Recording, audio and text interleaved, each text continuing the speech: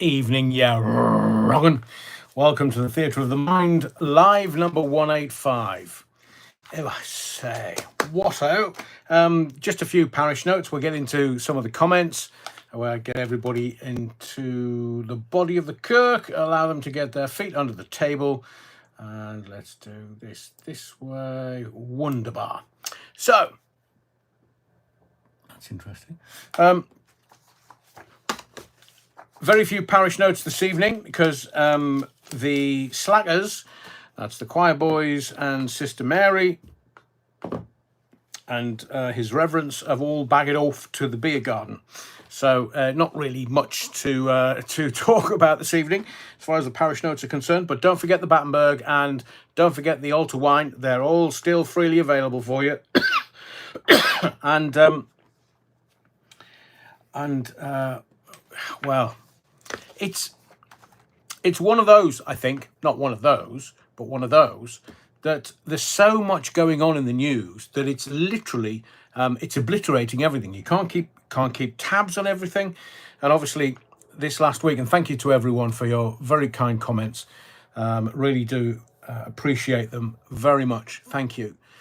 This week I've kind of kept tabs on stuff, but not really kept tabs on stuff, not to the depth that I normally would.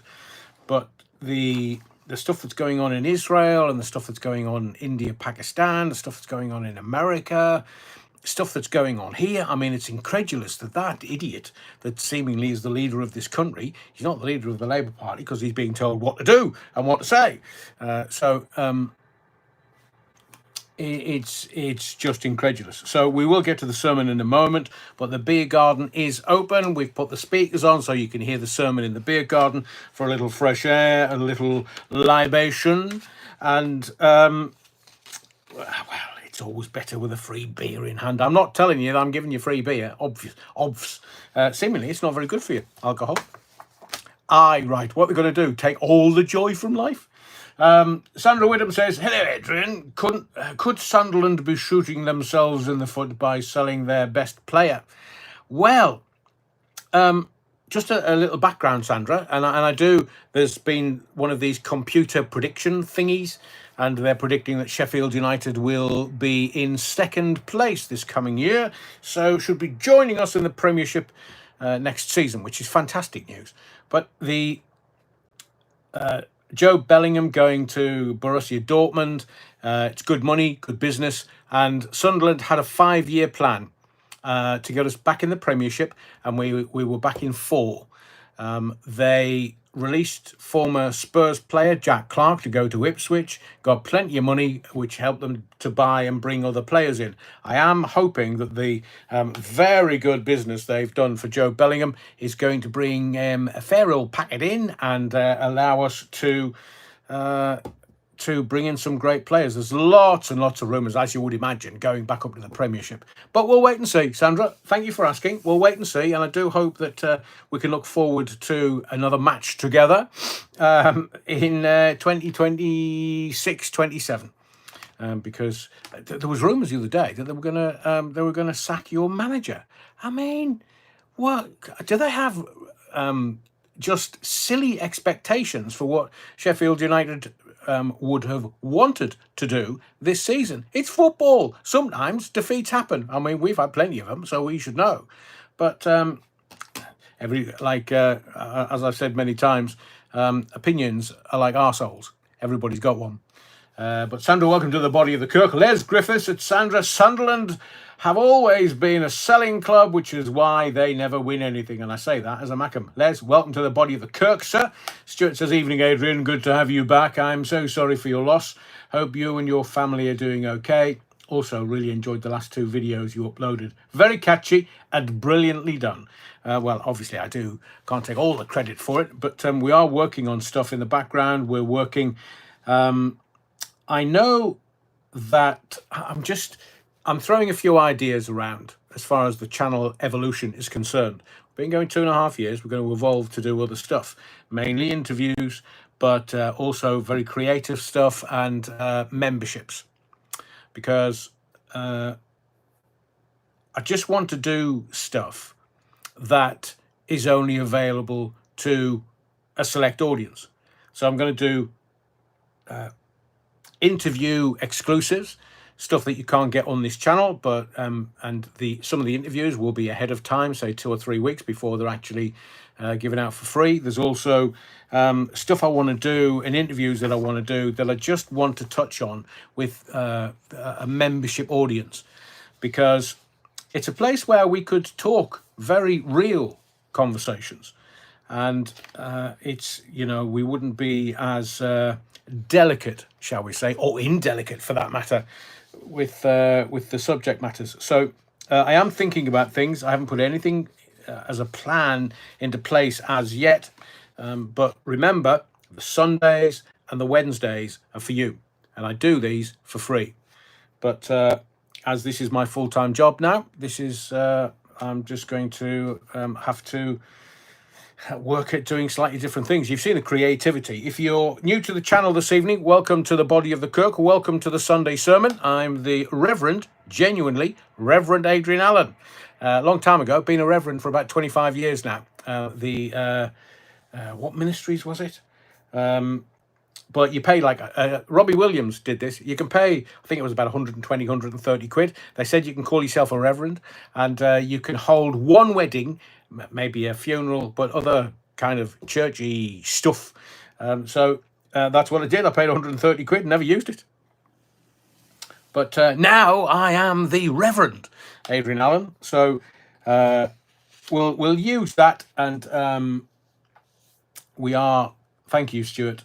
We are looking at doing other creative stuff, but I've pinned the Rap in Rev to the front page of the channel. So if you know anyone that isn't kind of subscribed or a regular, and remember from what I gather that if you don't comment or interact with the channel, YouTube takes your subscription away. So I don't bite much, only if you ask, and you can sort of comment on videos in the live, just be part of the audience, be part of the community, and that way your subscription stays. And my subscriptions go up and they come down.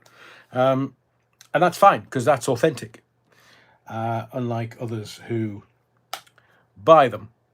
So, do you mind if I just have a little hibiscus, get me going, get some fuel in me?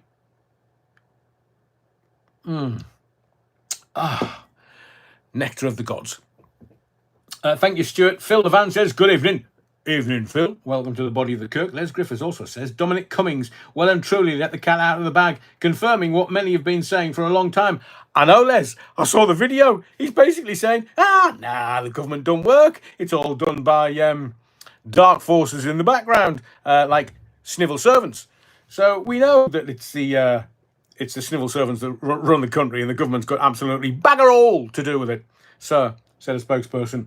So welcome, Les. I did see it, and I rather enjoyed it. Young, I think have I stayed on his farm?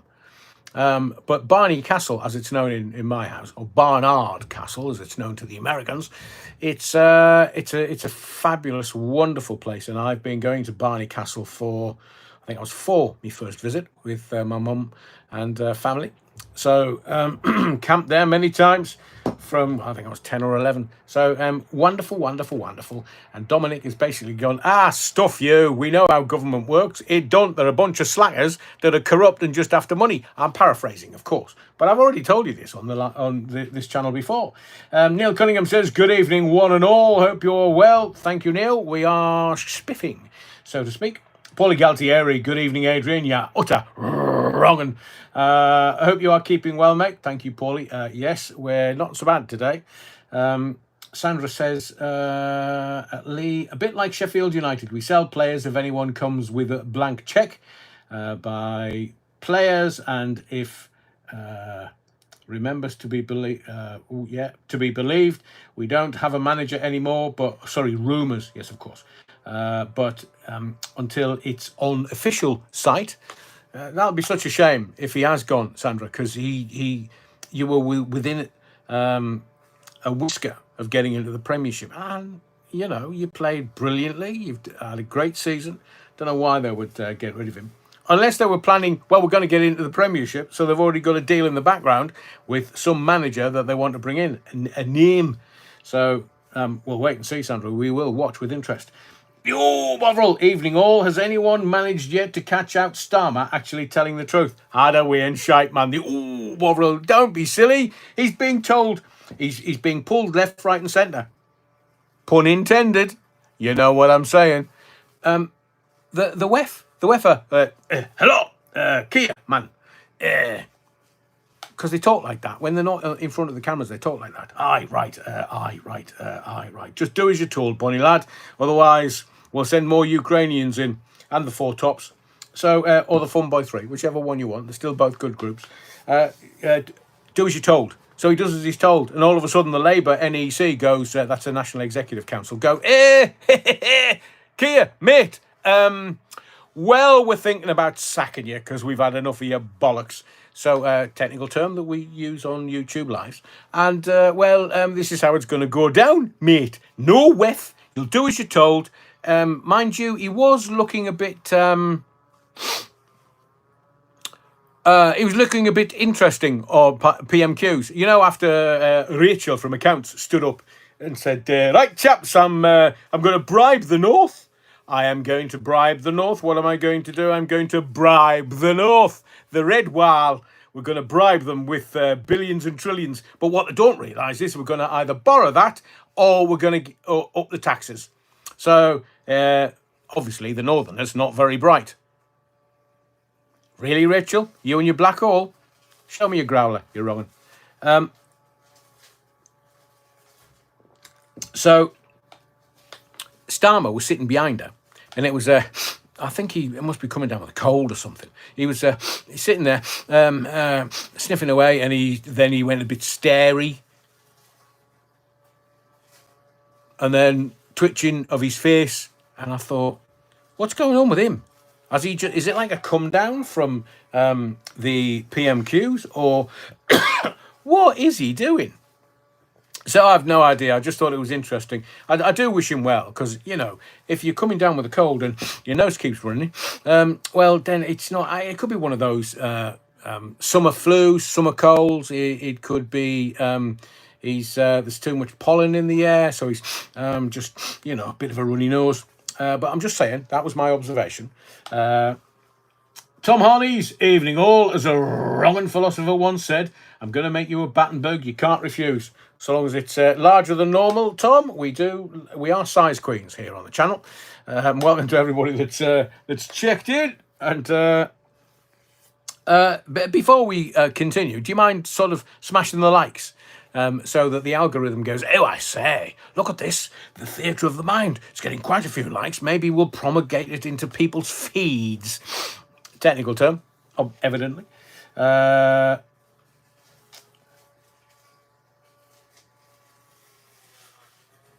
Oh, hang on a second. Les says to the old Bovril, I may be wrong, but I think we are seeing the beginning of Labour's collapse as a major political party. Ah, Les, they're done, man. They're buggered. Buggered. I tell you, all of them. Buggered. Obviously, they're in that WhatsApp group from Portcullis House. Baggered, you say? Oh, I say, what oh? They're done. They're finished. They're over. As I've said to you before, Durham Big Meat. The mining communities around sort of Yorkshire or Nottinghamshire and Durhamshire, people are not interested. They're not interested. There would have been a time where all the major Labour Party players were there in Durham for Durham Big Meat. Now, mining community's gone, and everybody knows that the Labour Party is shite and crooked. It must be, because they say, and I use this as an example to corroborate what I'm saying to you. 22 billion black hole. OBR says, no, don't be silly. So they haven't, according to the OBR, which is the Office of Budget Responsibility.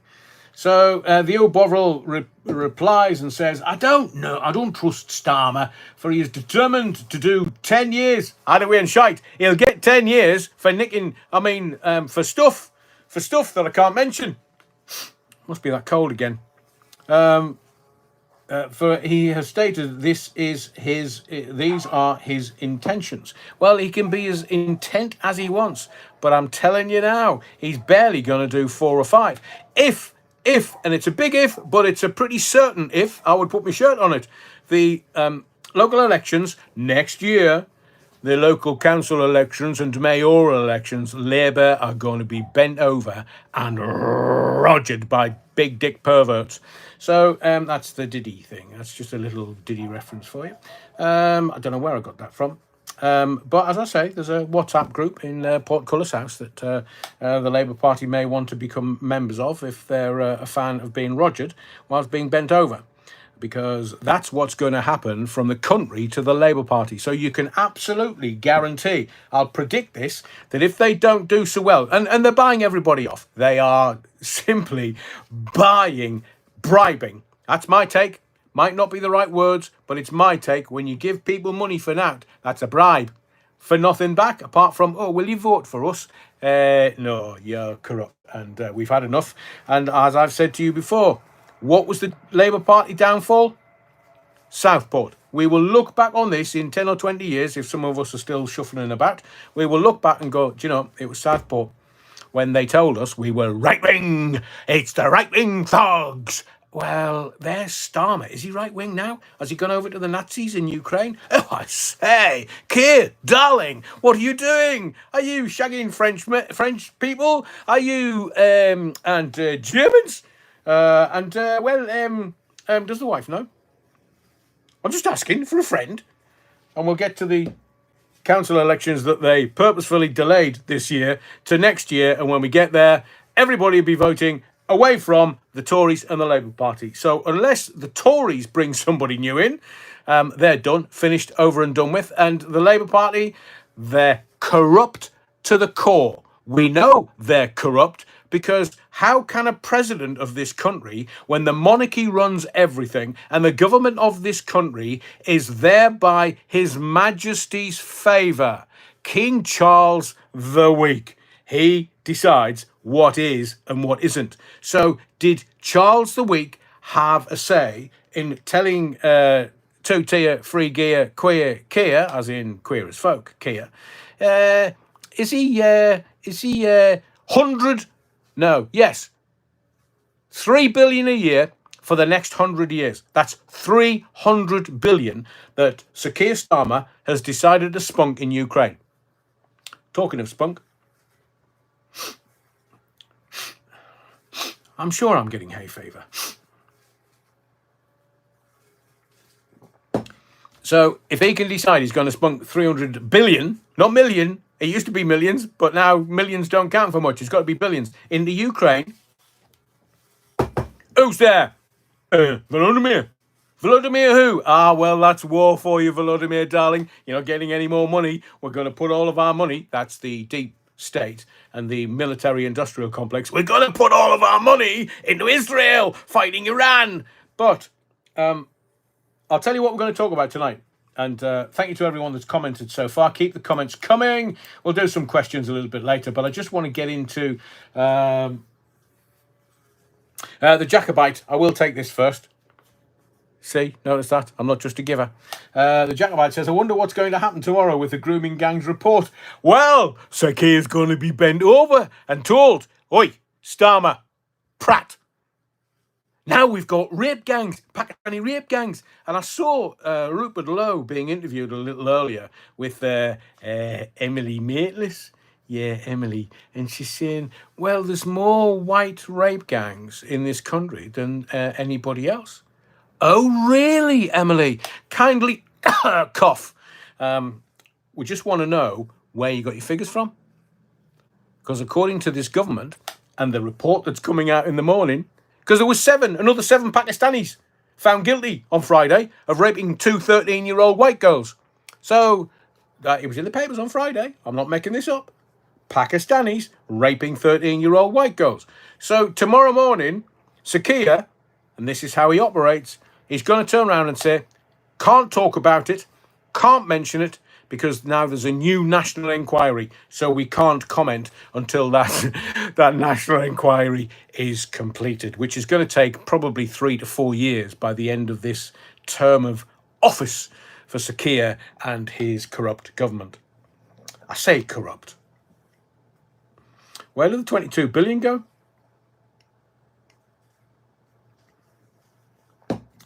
Mephistopheles, wee Willy Winky for PM. Is he? I heard he was hung. Supposing the report is damning, says Les Griffiths, doesn't that make those culpable in the cover-up guilty of aiding and abetting? Joint enterprise? Oh, I think you'll find it's the Tories. So what he'll do is he'll go, the bloody Tories, 14 years of corruption and bloody Tories. And then the country's going to look at him and go, right, oh, bonny lad, who made you say this? Because it's always the Tories' fault. So what was BlackRock chief exec Larry Fink doing at 10 Downing Street with Mr. Bill Gates? Possibly one of the most evil men on the planet. I'll tell you what they were doing there. They were doing corruption. BlackRock's buying all of the housing stock in this country. Why's that? Because you're not getting it back. So, pray tell, Lord Ali, what was he doing in number 10? How much did he pay for the key to number 10? And then Larry Fink. How much?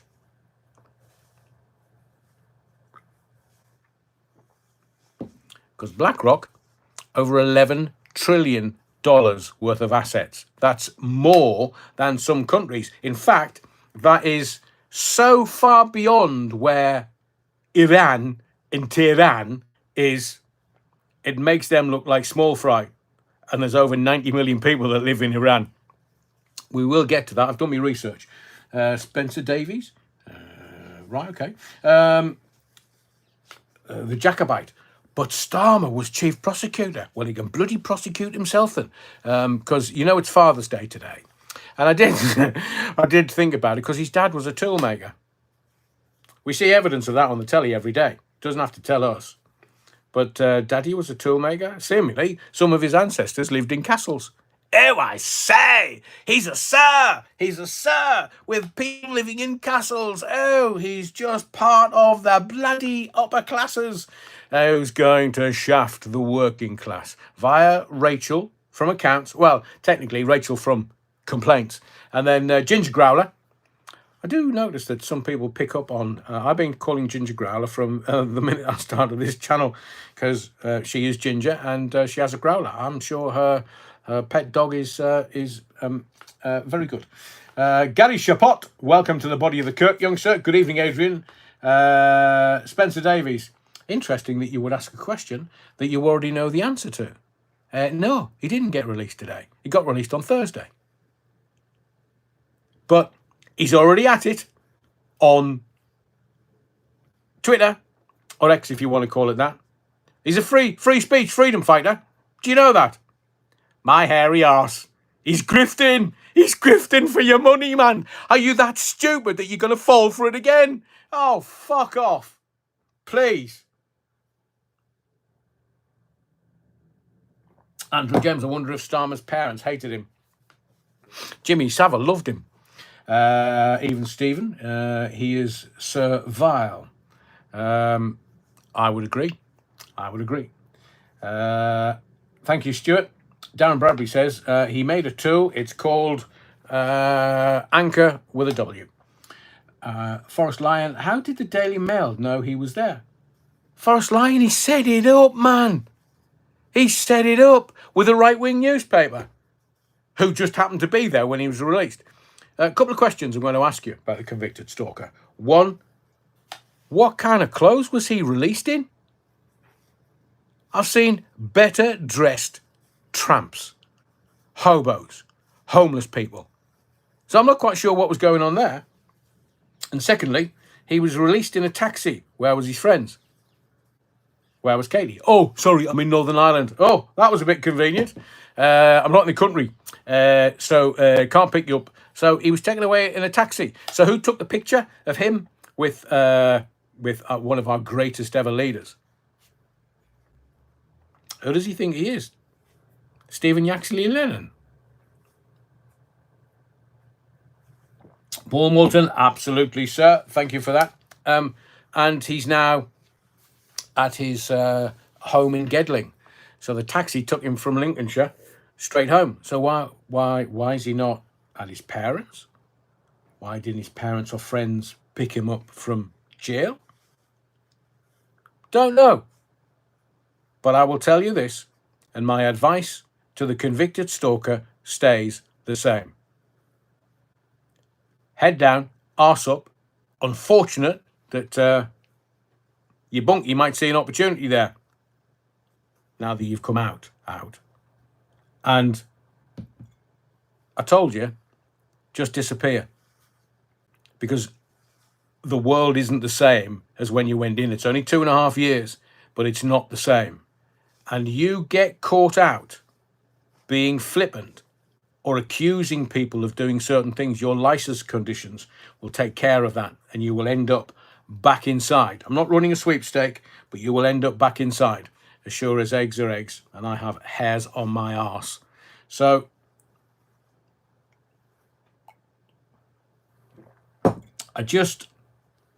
that has always been my narrative. That has always been my advice. Get out, head down, disappear. But the fact is, he can't travel. He's got 5.5 years. Anything over 5 years means he can't go to the States, he can't go to other countries, he can't travel. He's going to have to stay in this country.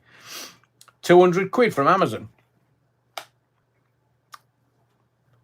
And again, I would have advised his friends and or the convicted stalker that you need a rental tenancy cleaning crew in your house before you get home. And then it could have been pristine, getting home and into your own bed and your own pillow. And that would have been fantastic for the boy. But as I've said before, somebody needs to get their arm around his shoulder and give him some wise counsel. Because I will guarantee you this bet.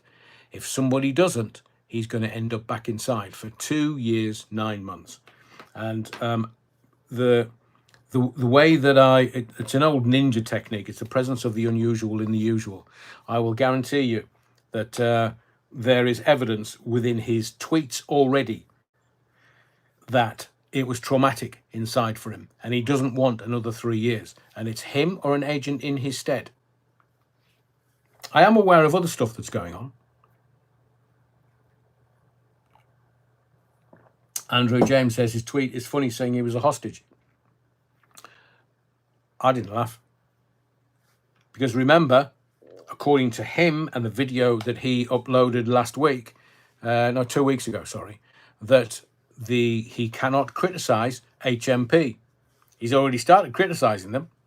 Now, in law, it's a course of conduct. So if the powers that be, the probation service, can see a course of conduct, it won't be, shall we argue about this, young sir? It will be the cops will knock on the door, they'll say his name, confirm his name, and then say, come with us, we're returning you to prison. No ifs, ands, buts, or maybes. It's an instant recall to prison if he has broken the conditions of his license. Because remember, this is not him being made free, it's him halfway, and he's got to do another nearly 3 years. They're saying 2 years, 9 months, but so he's got to do that, and he's got to keep his nose clean. Well, we're back to Sniffy again. We've got to keep his nose clean. So somebody, please, somebody, to stop him from harming himself, to stop him from going back inside, because I do not believe that another stint of 2.5 years, nearly 3 years, is going to be productive for him.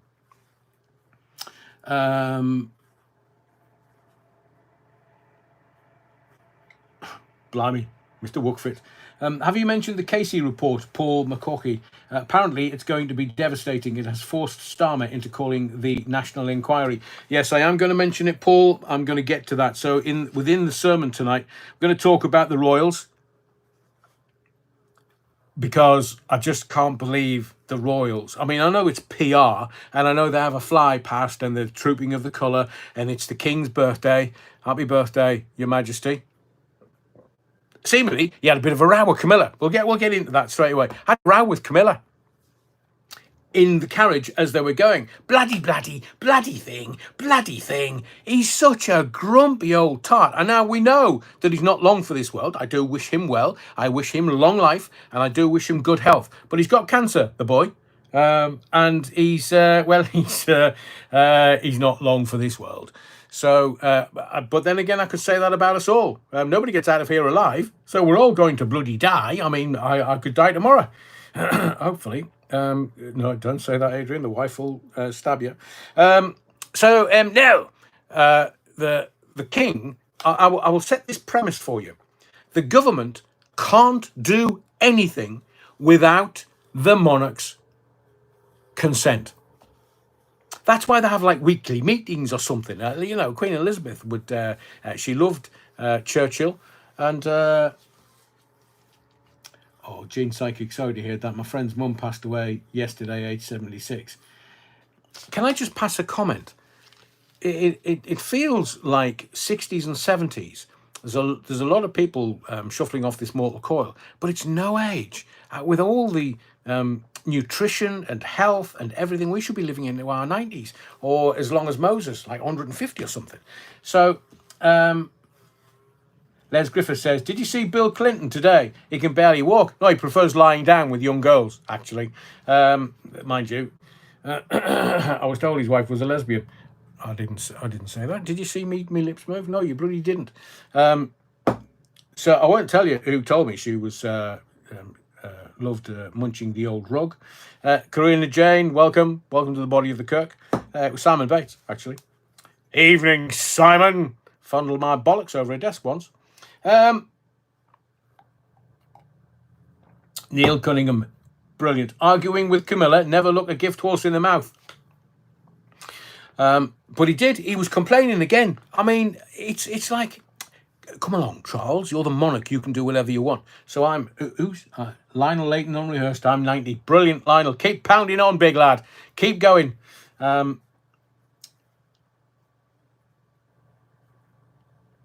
Andrew James, just for clarity, I'm going to answer Andrew. I'm going to tell you something about the royal family, which absolutely every single person in this country, including the media, has missed. So firstly, I hope the convicted stalker is not arranging any more of the theatre tours or talks about them. He can't talk about the trial at all. Under any circumstances, he can't talk about any of the people involved. He has 10 restraining orders against him.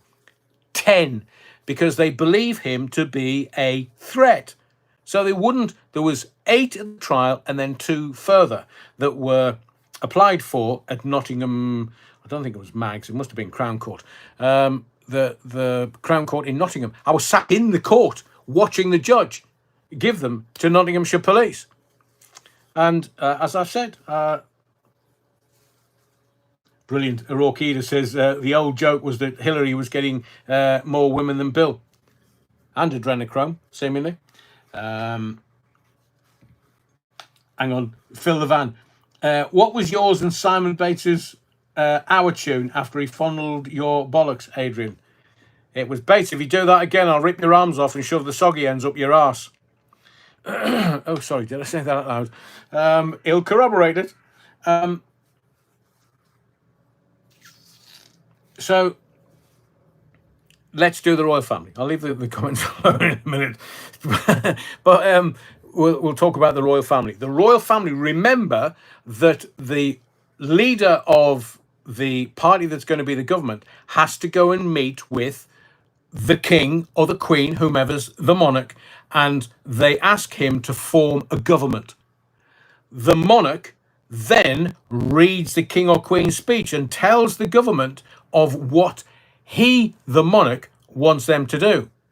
So everything that the government does, everything that the parliamentarians, the politicians do in the House of Commons, the monarch cannot go into the Commons.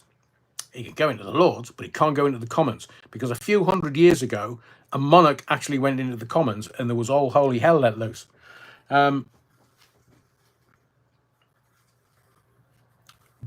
That's very good, Neil. Clinton tried to buy Monica Lewinsky's silence.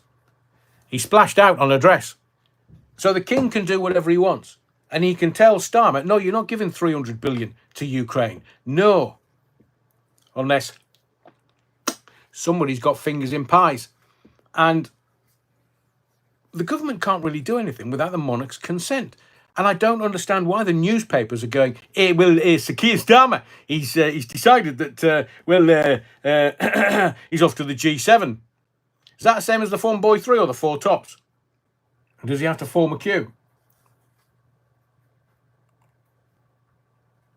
Phil Levan says, did you put anything in Simon Bates' tea, Adrian? No, he took me out for a kebab.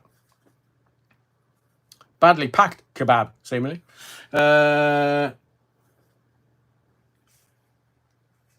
And yeah, all right. I once splashed out on half a lager.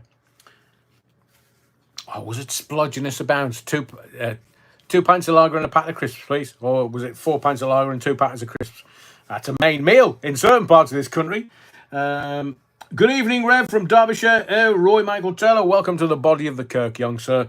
So the point I'm making is the royal family, for all their pomp and circumstance, and as many times as the King's birthday and the trooping of the colour, and Anne and William are there, and Charlie's there having an argument with Camilla. Oh man, woman, will you just leave me alone? Bloody, bloody, bloody, bloody. Now, a lip reader has looked at it. It's in one of the papers today. A lip reader's looked at it and gone, I think he might be talking about Andrew. Now, Andrew's not for moving, not for budging. Unless you're 17, an American. He's having a row with his bruv. Fam. I mean, do you think the royals, when they're not kind of dressed up, and Charles is in his shorts, his slippers, and his t-shirt, it'll obviously be a Nirvana t-shirt or something cool like that. But he'd be like, oh, Camilla, darling, what the bloody hell? Bloody, bloody, bloody, bloody, bloody, bloody, bloody. That brother of mine, he's fam. What you doing? Man, bro, fam. Do you think? No, me neither. But he's upset. So he's having a row with Camilla. And Camilla's just like, darling, do you have any fags? Unfortunate term of phrase. Does one have any ciggies, darling? Does one have any matches or a lighter? I just fancy sucking on one. Do you mind? Forest Lion, Adrian, when is the Jeremy Vine interview? It's on Tuesday. We'll kind of leave the royals alone for a moment, but I will say, as I find, Jeremy Vine has been absolutely delightful man. And we had to move it for certain reasons. Those reasons are not a barrier to doing the interview now, and we're going to do the interview on Tuesday. And didn't Heath sell out our royalty during the EEC? Oh, you can say that again, Phil. But remember, the royals, back in the 30s, when Hitler came to power, the royals were fraternising with young Adolf, because they thought that after the Russians had killed off the royals, the Bolsheviks had killed all the royals in Russia, that, it was better to have somebody on side. And, Adolf is going to have a go at the Russians, the Ruskies, so he'll fight for us and he'll make sure that we don't lose our position. How did that work then?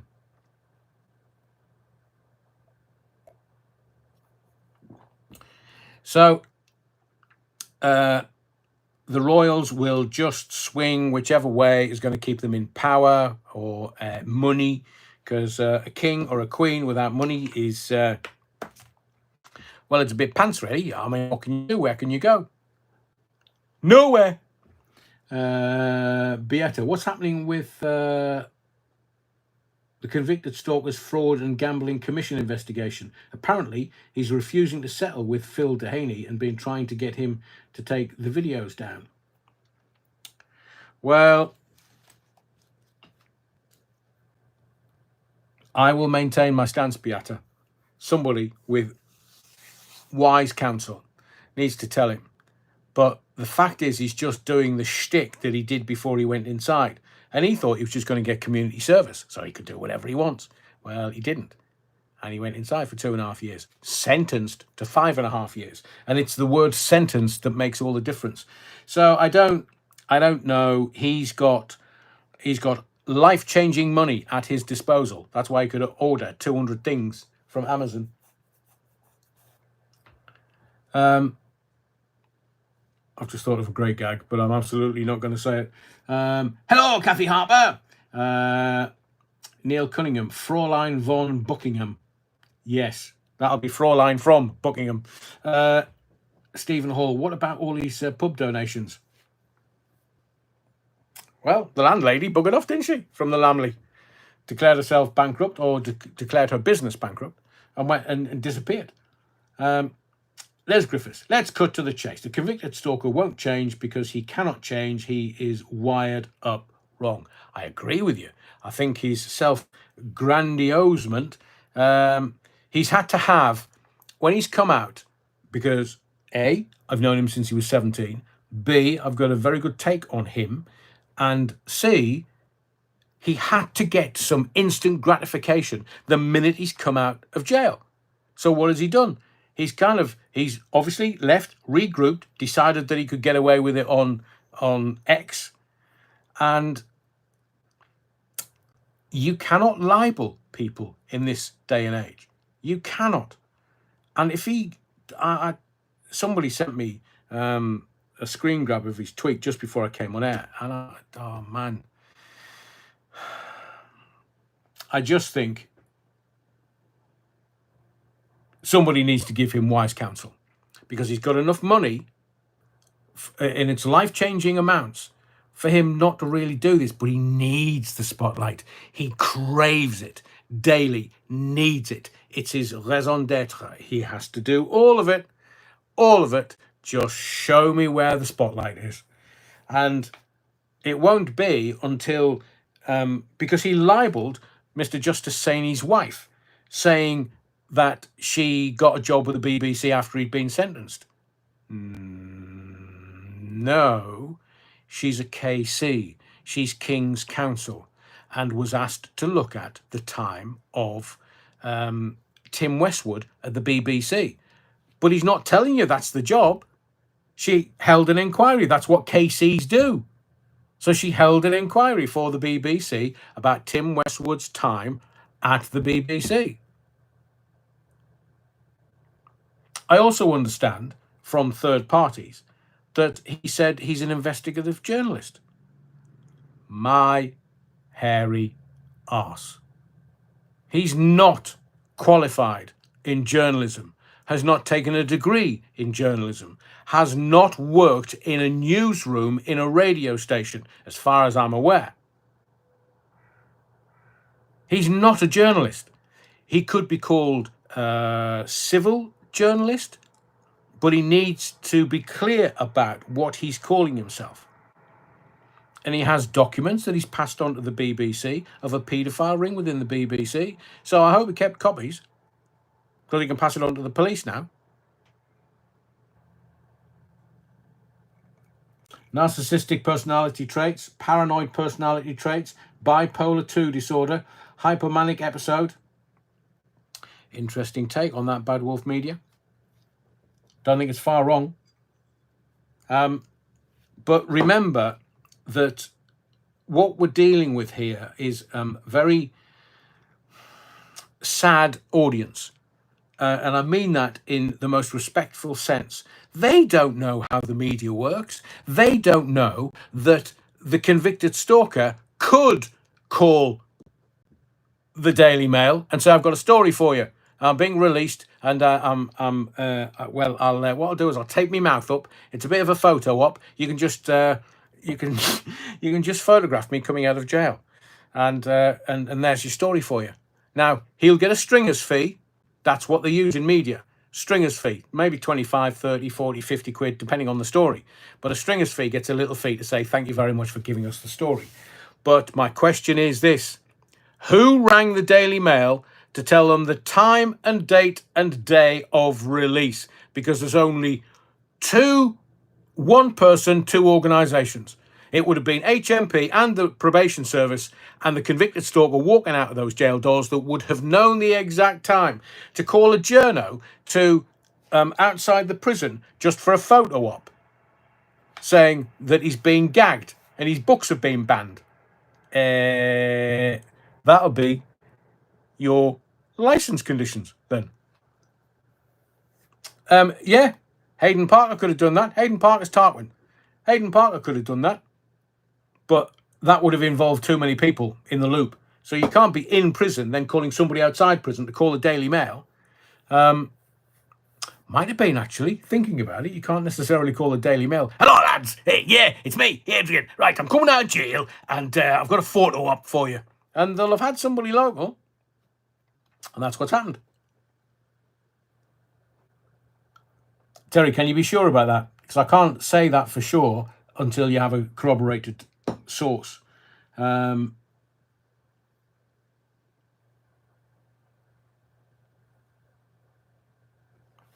the journalist went outside his house. But I will tell you this. There are news organisations that are on the story. Guaranteed.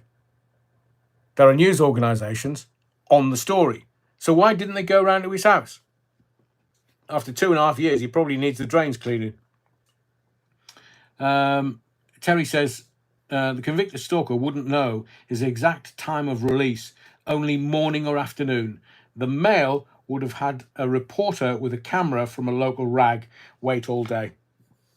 Make some money. It's just a little online. It wasn't in the papers.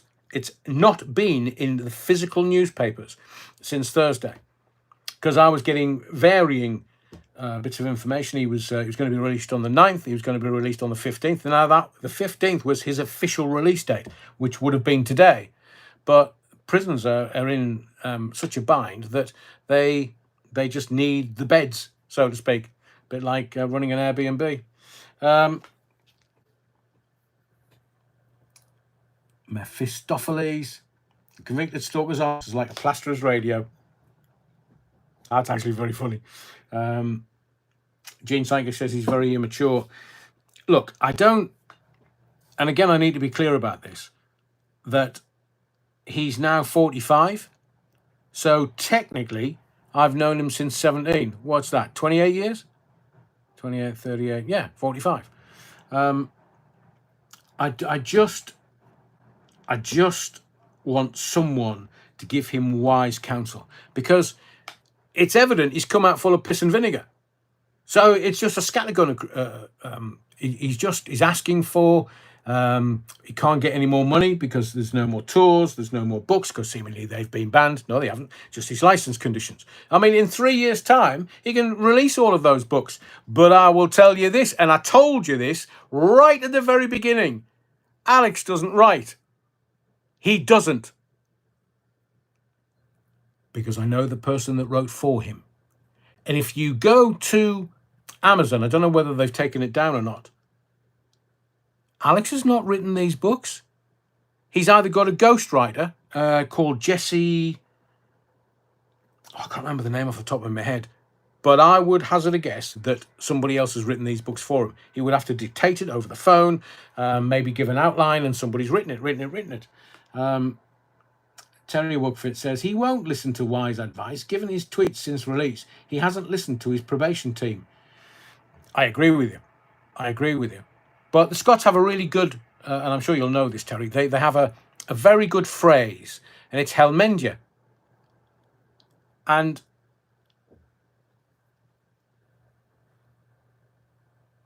evening, Dale. Long time no see. Welcome to the body of the Kirk, sir.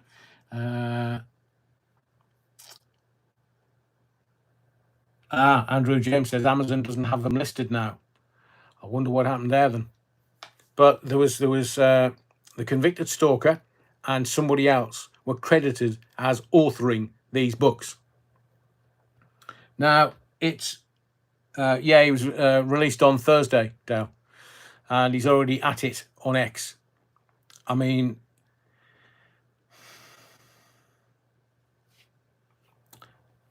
it's a case of infamy. They've all got it, infamy. So he will say, I told you I was a hostage. I told you they were after me. I've told you I was a political prisoner, as they lead him away for some shit he said on social media. Because I will guarantee you the probation service were very well aware of what he might come out and do. And what has he done? Exactly what they thought he would do.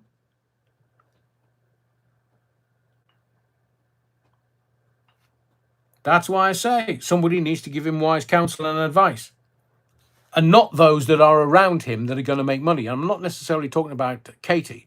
I'm talking about other people that are in his employ. Because he now needs to come out and start grifting the money, because the only place he can start to make it, has he got a blue tick on Twitter? He's got enough subs. Brilliant. Tower Block Tracy, clearly a cheeseburger short of a happy meal. And Vic's text, it's like watching a train wreck. I know, but that's what people like this rely on, that it will up their subs. He will be prolific. Now, I will credit the convicted stalker with this. He's an absolute grafter. I mean, I've seen some of his agendas when he was going to Vegas and stuff, and that boy grafted. That boy worked. He did. And when he was over here, he was always doing bits and pieces, and in radio, he would graft. But I don't think he has done enough to actually appease the probation service. They know what he's going to do. These people deal with tens of thousands of releases every single year. So, no blue tick. Thank you, Steve. In which case, he can't make money. But I think it's 120 quid a year. But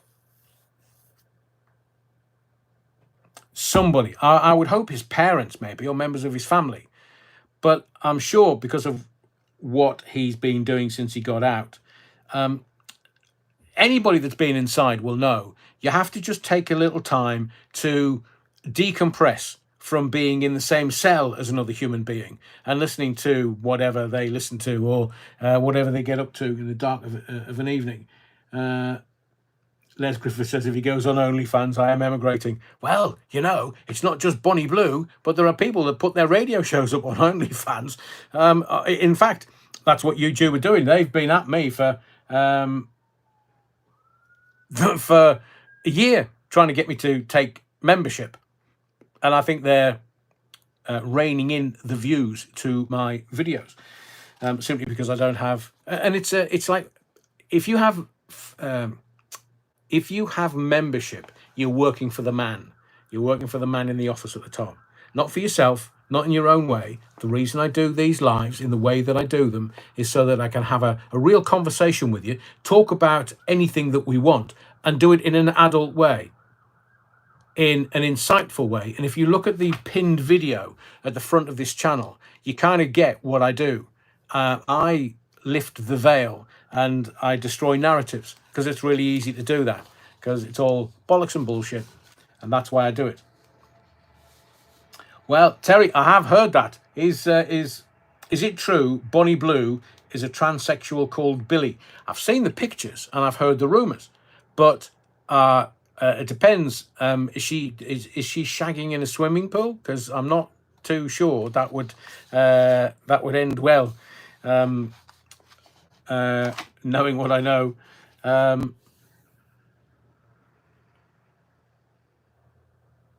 Wow, Les, where did you get that information from? Because wasn't James Brown addicted to monkey dust? Interesting. Darren Bradbury, he'll be on a Blackpool pier by the end of the year. 3 years. This is the problem with some of his audience, some of the audience here, because it's not, you don't have to be kind of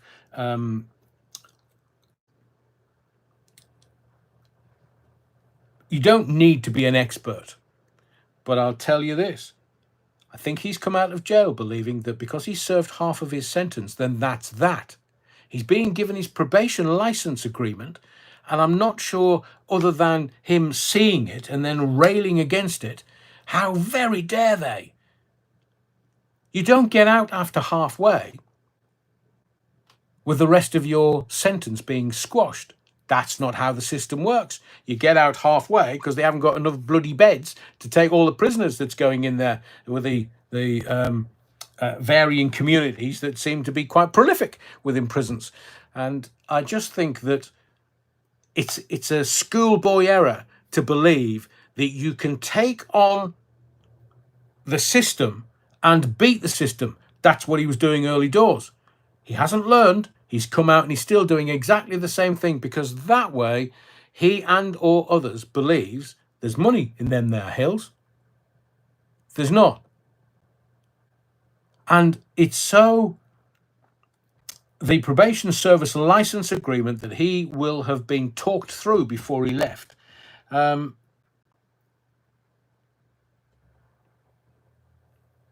will make sure that he understood. He would only have been released if he signed bits of paper to say he understood that he was treated well inside, and this is standard for all prisoners. Because if you don't agree, then you're not getting out. Your name's not on the door. You're not getting outside.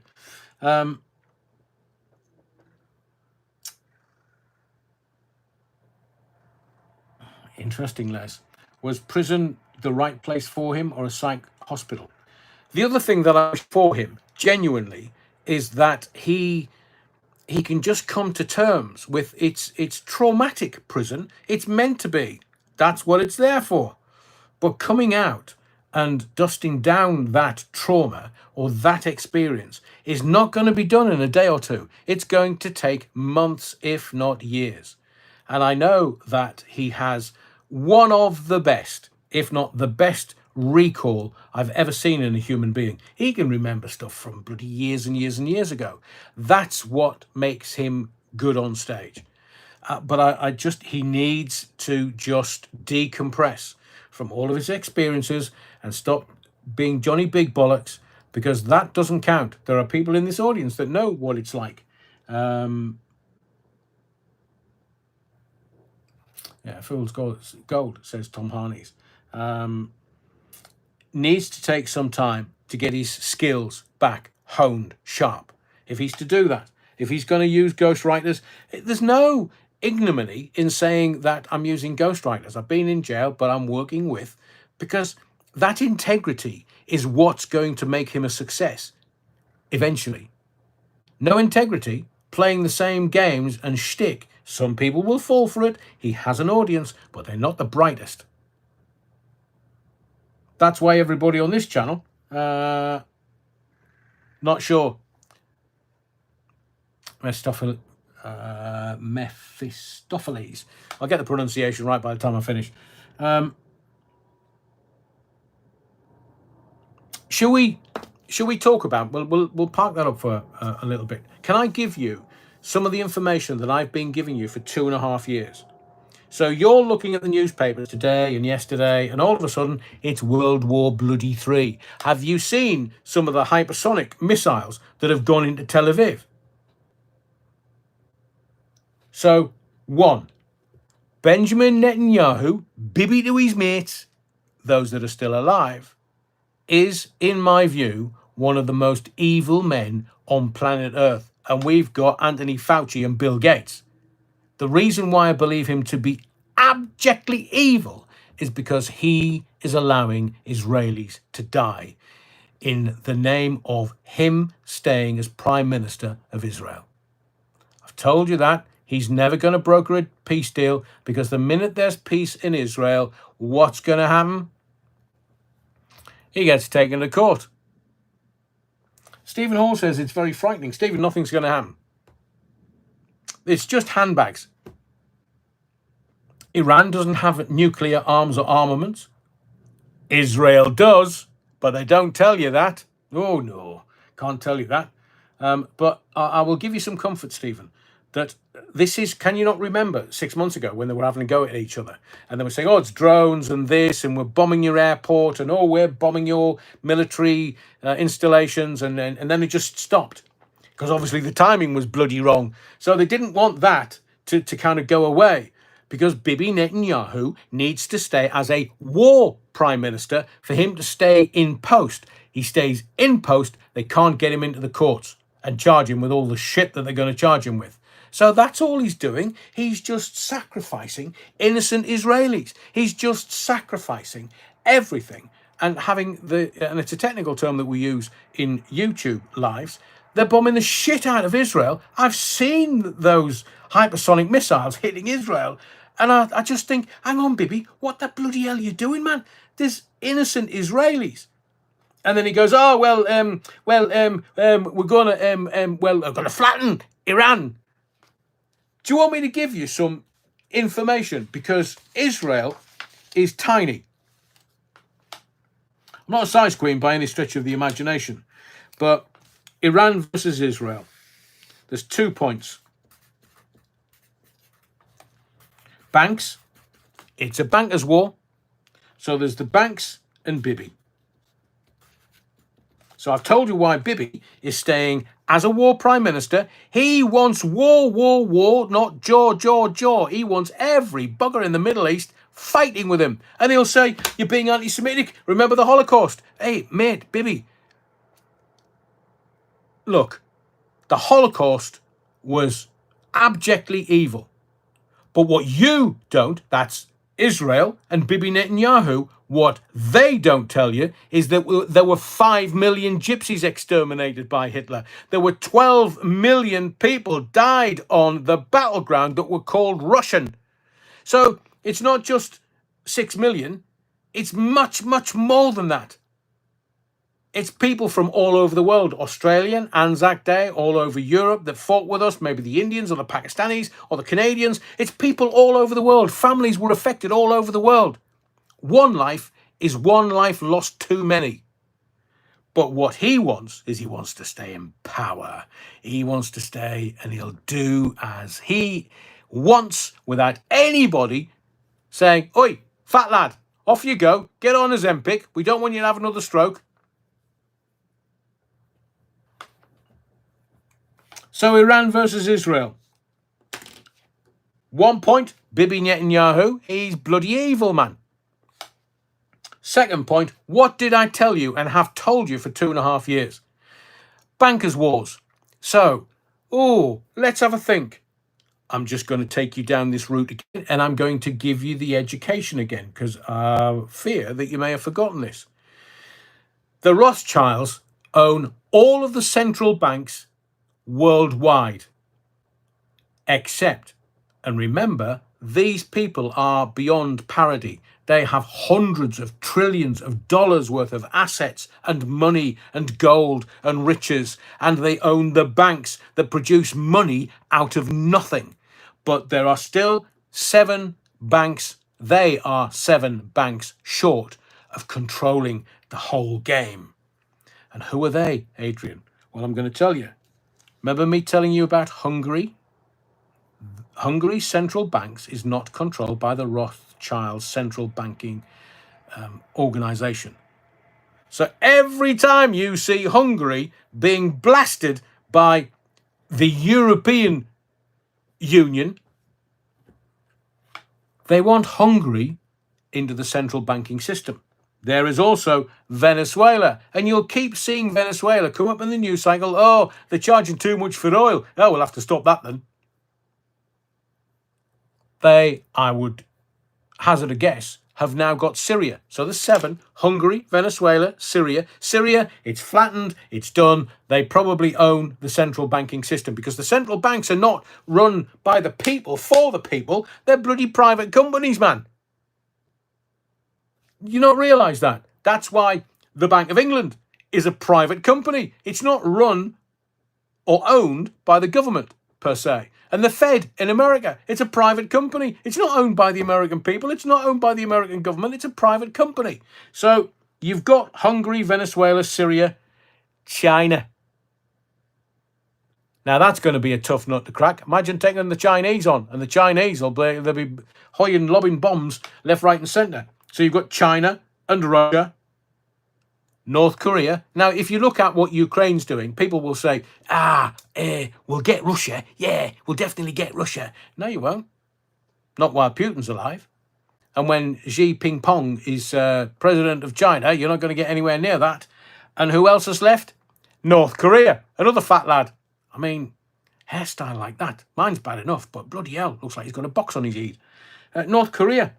And finally, so there's the top 6, Hungary, Venezuela, Syria, China, Russia, North Korea. But I said there was 7. Who's the 7th? Iran. So do not think this is handbags at dawn. It is ostensibly, but what they're after is the central bank. So you know that Iran has a population of nearly 90 million. We think that it's some camel shagging desert where there's nothing going on, so we can avoid that. But Iran had a 90 million people population in 2023. Might be up a few, might be down a few. Don't know whether the Iranians are shagging, because according to Elon Musk, nobody's shagging anymore, and no, we're not having kids. But the population growth in Iran is the current growth rate is 1.2 children per couple. So they're above the one child rate that they need to keep the country going. I mean, America's birth rate is down, this country's birth rate's down, across Europe the birth rate's down. So we're struggling, but Iran is not struggling. They're getting enough kids out because they're shagging enough. The GDP, as I mentioned with BlackRock a little earlier, $11 trillion worth of assets. It's most and bigger than most small countries around the globe. Though there's Iran with almost 100 million people living there. The GDP of Iran, the gross domestic product, currently stands, it was a little higher in 2019, but now the GDP, according to my research, is $404 billion. Not up to much that, is it? But as well as getting the central bank of Iran, what else are they going to get? You are aware, thank you, Stuart, really appreciate it. You are aware that Iran has a humongous, and I mean humongous, massive size queen. If they were, if it was a willy waving contest, they'd win, because they have large reserves of fossil fuels. Now I know, was it a Rothschild that kind of said it was fossil fuels? When it's not fossil fuels, it's bloody gas and oil. But I had to say that to make you think, ew, I say, is it replenished, or is it just it runs out after a while? That's the gas and the oil. But they have the world's second largest natural gas supply. Oh, bugger me! What's Israel after? Oh, the gas and the oil under the East Mediterranean Sea. Oh, I say, Bibi wants the Ben Gurion Canal to go through central Gaza. You know why they're bombing the shit out of Gaza, don't you? They're flattening it so they can get the Ben Gurion Canal.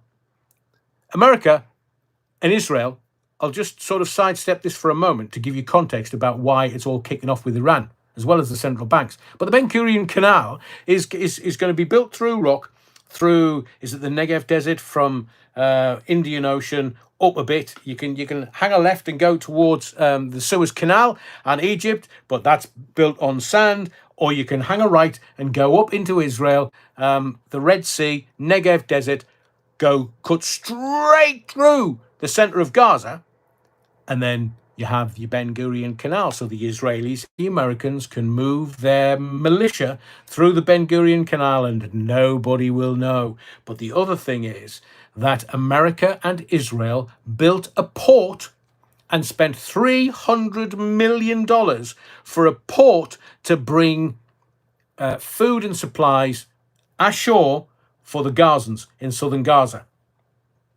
So I'll make you a prediction. They want the gas and oil out of the Gaza Strip and the East Mediterranean Sea. I think it was BP. It's one of the British companies that did the exploratory drilling in the East Mediterranean Sea. The Ben Gurion Canal, Suez makes about $6-7 billion profit per year. You know that the Ben Gurion Canal will make them more profit. You know that the deposits under the East Mediterranean and the Gaza Strip are so big, it will make trillions of dollars, gas and oil, for Israel. And don't forget the Black Sea, because that's what they're all fighting over. Ukraine and their deposits. No, shite. Utter shite. They're after the gas and oil out of the Black Sea. That's what Russia wants. That's why they're keeping Crimea, because that's where they're going to sink the wells. That's where they're going to make the money from. So you can see that already things are in place for Israel, and Bibi Netanyahu knows all this. So when you've got them fighting Iran, who have the world's second largest natural gas supply. Oh, and what else do they have, Adrian, pray tell? They have the third largest proven oil reserve in the world. So 90 million people, they're going to make a few bob. So is the Ayatollah. Can you not remember the TV reportage back in 89? Ayatollah Khomeini took over Iran, and he's now saying, here, Netanyahu, mate, you fuck about, you're going to find out. So they've lobbed some hypersonic missiles into Israel, and the Israelis have gone, no, don't worry about that. The Iron Dome has, well, there was only 3 fired, and the Iron Dome stopped 2. Well, it's the third one you've got to worry about, because the third one's blowing your people to smithereens. And he's doing it because he wants to stay as the war prime minister. You can't make this shit up. It's evil. It's abjectly evil. I've told you before. One lost life is one lost life too many. Beata says, many councils are refusing to pay for Pride events now. I'm sorry that can only be a good thing, as there are more important things that can be spent on. I agree with you, Beata. I think it's Reform that's having a look at it. And all of a sudden, the local councils are shitting themselves.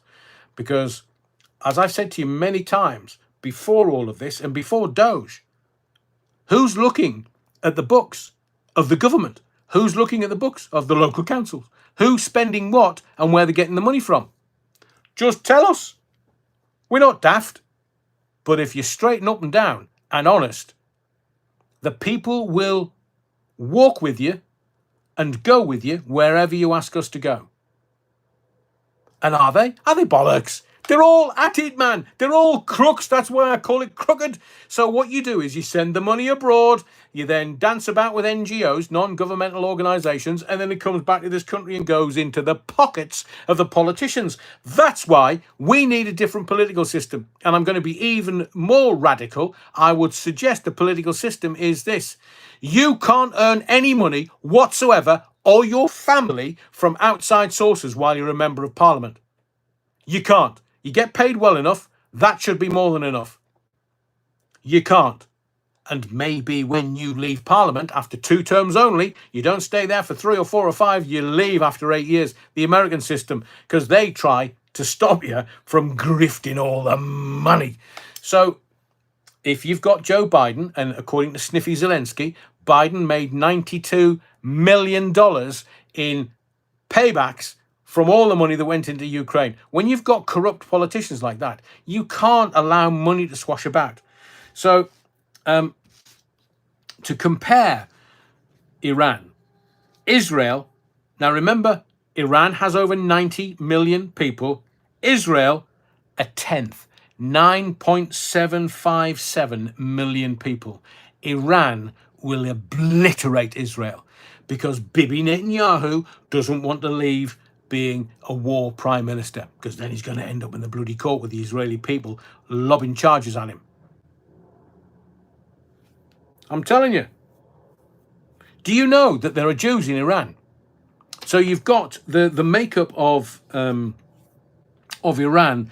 90 to 95% of Iranians are Sharia Muslim. Between 5 and 10% are Sunni Muslim. That's what Iraq Saddam Hussein. He was a Sunni Muslim, but there was more Sharia Muslims in Iraq, and his little Sunni coterie kept control of all the Muslims in Iraq. That's why he was such a clever leader. But you've got Iran headed up by Ayatollah Khomeini. You've got almost 100% Muslims, but there is also 8,000 Jews in Iran. Nobody talks about that. One of the largest Jewish communities outside of Israel around the world. Now in England, the big Jewish communities are North London, the North London Jewry, and Sunderland. Outside of London, Sunderland, my home city, was the biggest community of Jews outside of North London, but they kind of moved over to Gateshead. But 8,000, one of the largest Jewish communities outside of Israel. And Iran's not really doing anything because they're lobbing hypersonic missiles at Israel saying, pack it in, stop this, let's get to the negotiating table. And there's Donald Trump saying to the Ayatollah Khomeini, he's saying, oi, oi, oi, bad lad, let's get to the negotiating table and let's sort this out. Let's get a deal. The deal's there, let's get it done. And Ayatollah's like, well, tell Israel to pack it in. Because they're not lobbing hypersonic missiles. Where did the Ayatollah Khomeini get the hypersonic missiles from? I'll tell you where. Because didn't America and Joe Biden, who was president at the time, pay Iran $6 billion to let some American hostages go? So I wonder what the $6 billion was spent on then, if they are the second largest natural gas supply owners and the third largest proven oil reserves in the world, unless there are sanctions against their oil reserves. Who knows? But there's a deal to be done. But Bibi doesn't want the deal. He wants to stay as the hard man of Israel. Well, at his age, I'll be very surprised if he was able to do that. But Trump vetoes an assassination. Seemingly the Israelis had a chat with Donald, and it was, hello, Donald, Bibi. Yeah, we want to take out the Khomeini, big lad. Can we just kill him? And Trump said, no, you bloody can't. So Israel wanted to assassinate the Ayatollah Khomeini. Can you see what they're doing? They're just lighting fire after fire after fire so that the Iranians turn around and just fucking muller them. See what I did there? Mad muller. And they'll lob a nuclear weapon. Now, it's absolutely pointless if the deserts of Israel are turned to glass because of a nuclear explosion. Trump wants there to be a negotiated peace. He's already got peace between India and Pakistan. He wants to get the peace between Ukraine and Russia's just laughing at everybody whilst, knock, knock, who's there? Sniffy? Sniffy you? Oh, how are you, man? I've been fighting the Russians in Ukraine for bloody years. Where's he gone? When was the last time you saw Sniffy Zelensky in the media? When? Would it have been weeks ago? Months? He's the nowhere man. Do you know why? Because there are factions in Ukraine that want him dead. Fact. And he's got hotels in Eilat, which is in Israel. So he's got all this worldwide property portfolio that he doesn't want anybody to know about. And, well, Bugatti didn't want anybody to know about his wife getting a Bugatti from Paris. Oh, no, she's not buying one. Ooh, really? That went quiet. Terry says, then why would he move to the US? The Israelis won't hand him over to The Hague. Only thing to get Bibi to move would be internal criminal charges in Israel. That's what they're after, Terry. The Israelis have had enough of this fat lad, and they want him to stand trial in a court of law in Israel. International crime, ICJ. I can't remember off the top of my head. But he's playing the game very cleverly. But it's going to cost Israeli lives and Iranian lives. And Trump doesn't want any more bloodshed. He doesn't. So is Israel now going to, because it's not Shabbat, so they'll all be back at work today, are they going to start lobbing all these hypersonic missiles into Iran? Rah! Ayatollah Khomeini, take that, you tart. By the way, not a bad hat, but I wouldn't wear one. Tel Aviv. Was it It wasn't Tel Aviv. It was, yes, it was Tel Aviv being bombed by hypersonic Iranian missiles. So it's no longer just drones. It's not. They're absolutely bombing the shit out of Tel Aviv. India and Pakistan. Well, it's gone a bit quiet. Maybe they're doing more dancing in their funny slippers. Don't know. But they can do whatever they want. And as I say, what happened to Ukraine, Russia? So some of the stats that are coming out of Iran, they've got enough money. They can support this war for a long, long time.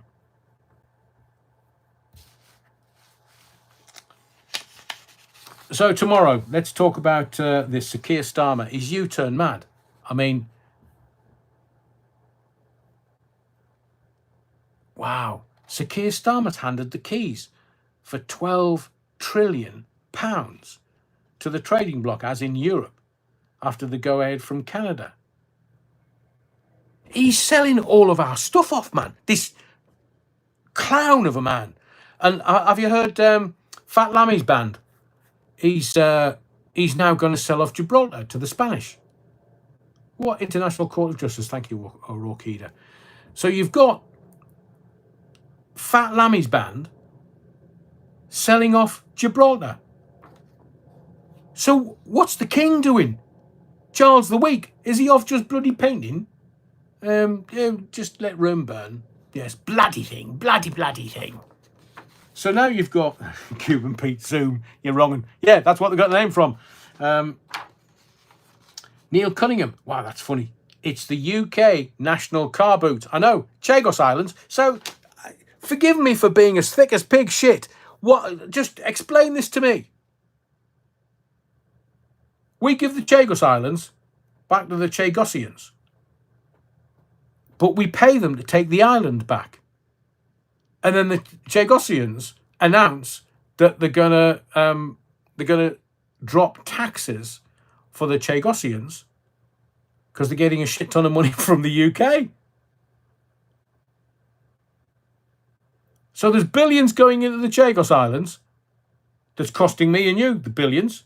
It's not costing Starmer or any of his corrupt government.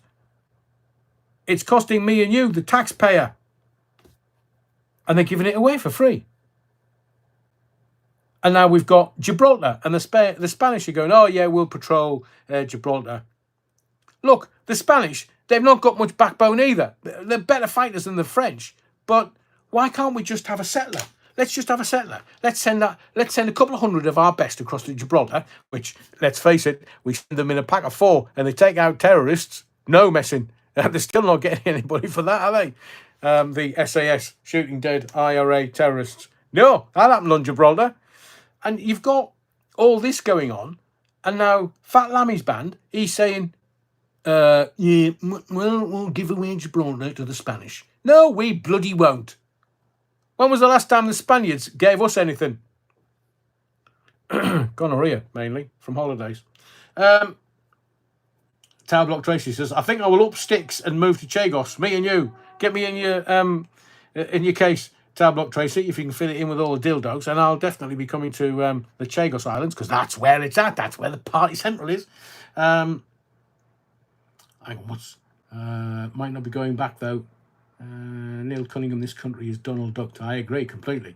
Didn't we give America back? No, they took it because the king wanted to tax them. And the Americans went, here, how do we end shite? Call yourself a king. No. So, American independence, we want independence from the English king, the British king, so you can all go and foxtrot Oscar, mind you. That was against the French. Nicholas, how could you? You're wrong. I just got in from dog walk and I bow for forgiveness. The rulers have been so bent and now the kids are so wealthy, no one cares. Correct. So, in the morning, we're going to talk the national agenda. It will be on the front page of every newspaper. And if it's not, we know that the media are being manipulated. We know that they're being bought with advertising and they get more advertising from government contracts so that it keeps them afloat. But Dame Louise Casey is publishing a report into Pakistani rape gangs. And it's out tomorrow. So maybe it might make the press on Tuesday. But it is expected to say, and I quote, the girls targeted were, and I quote directly, institutionally ignored for fear of racism. And it's really easy. It's like if you give coppers a kicking at Manchester Airport and cry racism, and get some really weird brief to look after you who shouted racism. And none of the actions by the police was racist in any way, shape or form. The police were taking a kicking. The 2 female coppers took a kicking. But we'll wait for the process of law to take place. We will wait for a just outcome. That's all I'm going to say. But the report, Dame Louise Casey's report in the morning, and I know people have commented on this, but the report will link illegal immigration with abuse. Now, I'll go one further. If they are linking illegal migration with abuse, they are linking illegal migration with rape. That's a direct quote from Dame Louise's inquiry report, which is out tomorrow. So it may not have the detail unless the press had given it a day or two before. But Starmer, oh, sorry, lads. I forgot to tell you, I'm off to the G7. Oh, rather convenient, isn't that? Queer Kia?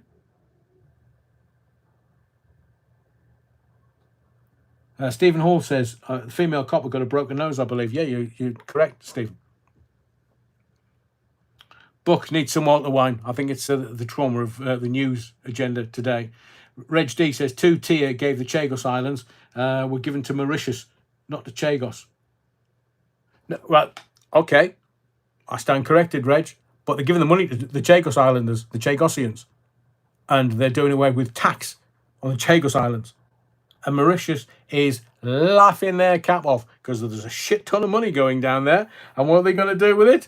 They'll all be buying yachts and Rolls Royces. Ricky Jones, 100 times worse than LC. Lauren, Andrew James says, Starmer should have asked for a swap. Ibiza is pretty much a tax haven. In the morning, people are going to be saying, here, where's 2-tier, free gear, queer as folk Kia? Sniffy's mate.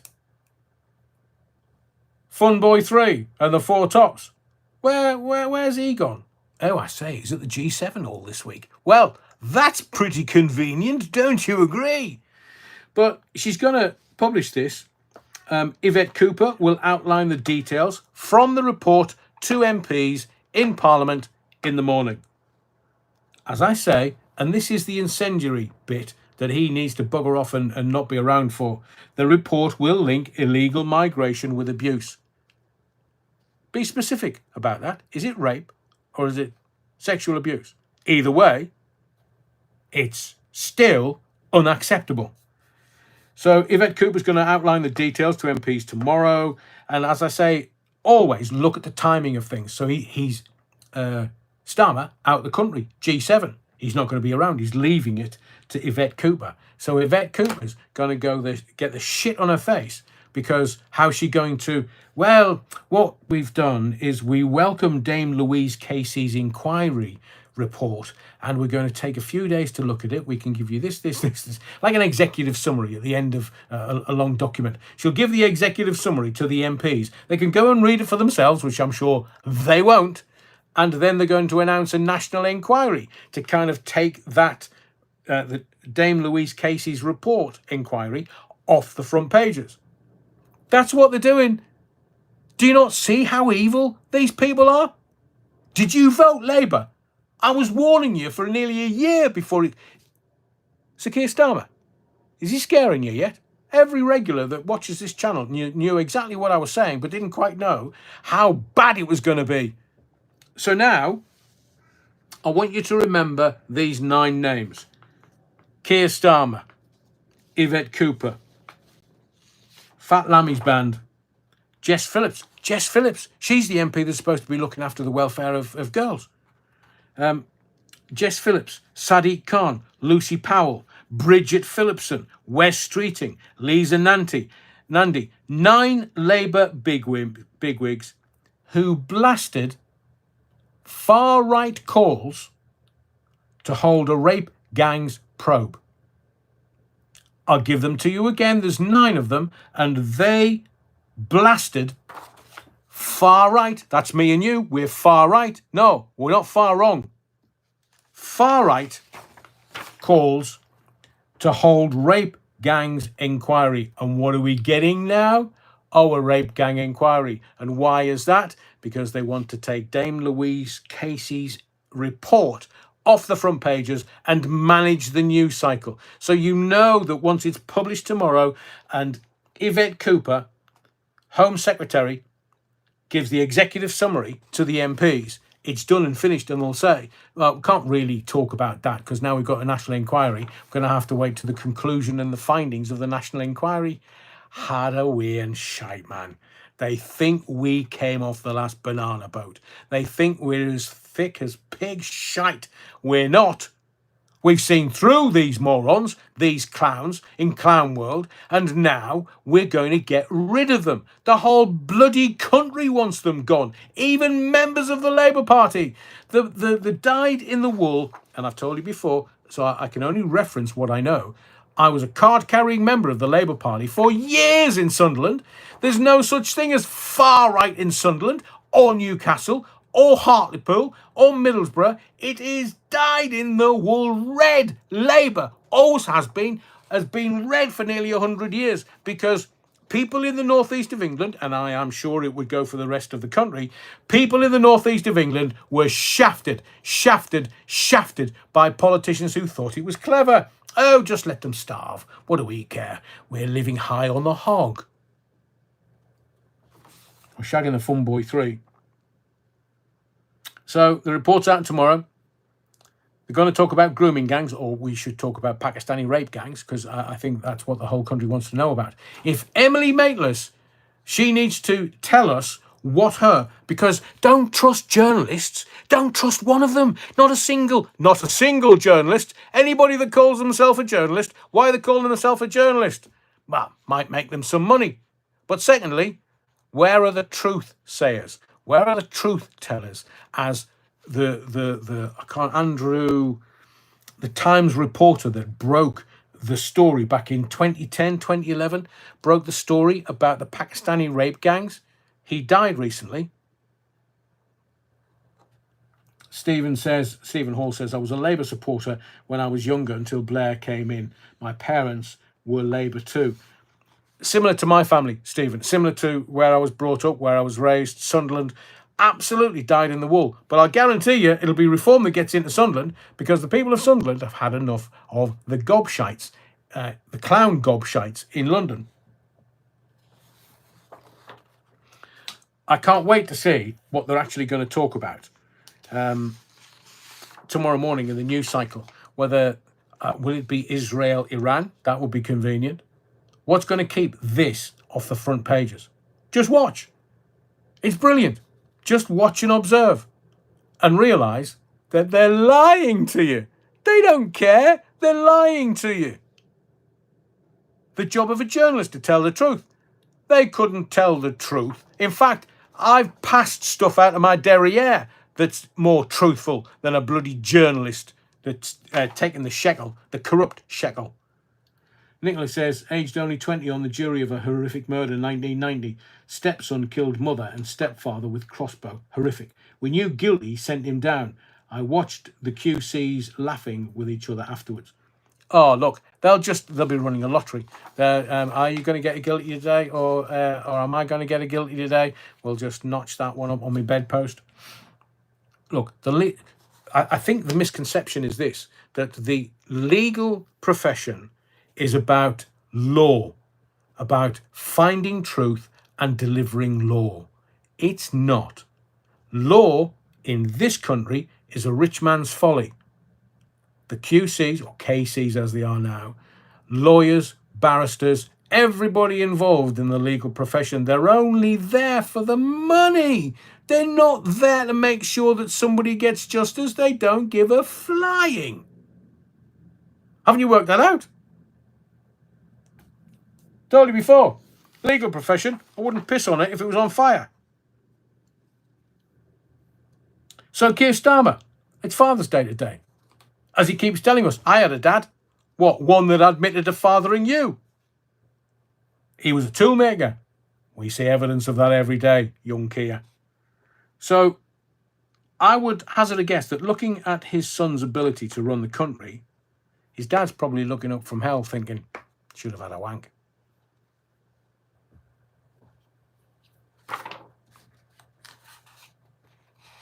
going to talk to you about Britcard. You know it's been announced, don't you, the digital ID? I'm going to talk to you about that in just a little while. I'm going to talk about, we'll take some lighter stuff, and also, where are we? Okay. We'll do a little bit. Hello, it's David. It's me, David. You know, Sir David Beckham. I wish I'd been called Bobby Charlton, though. I don't particularly like having a comb over. But, well, you know, I've been to a Diddy party, or parties, plural. So, yeah, my name's David, and I've been to Diddy parties. So what you been to Diddy parties for, David? Did that get you into the World Economic Forum, now that you're a puppet of the World Economic Forum, after receiving a prize? One of 3 people. Well, he's in the papers today. Beckham Watch. Beckham Watch. Day, I don't know, 10 of Beckham Watch. Hello, my name's David. I've got a knighthood because I'm mates with the king. Yeah, I've done loads of philanthropy. I can't even say it. I can't even bloody spell it, let alone say it. So, yeah, me, David Beckham. So, Posh loves it. Because, well, all fur coat, no knickers and Botox. She's Lady Posh now, so she can call herself Lady. I know me son's not in touch, because your son thinks you're an absolute cock, David.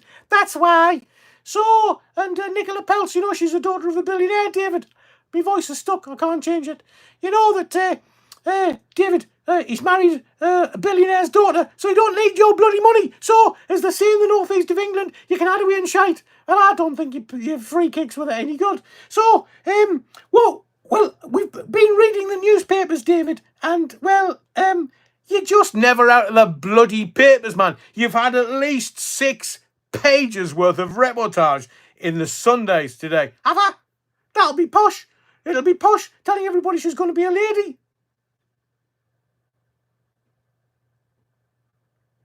You can take the girl out of the Spice Girls. So, yeah, Posh. No, I'm not, Stuart. Can you imagine? I took my undercarriage up just to make it painful. So David, that's David Beckham. That's Sir David Beckham. He might want to be a lord. He's never going to be a lord. No. They've laughed. The royal family's laughed at him for the last 20 years. They've laughed at him, man. And, well, my name's David Beckham, and do you know why I was given a knighthood? Well, I'm mates with the king, and I talked to the king about me bees. What, the Beckhams? No, me bees, the buzzy things that, you know, the bees. I keep bees.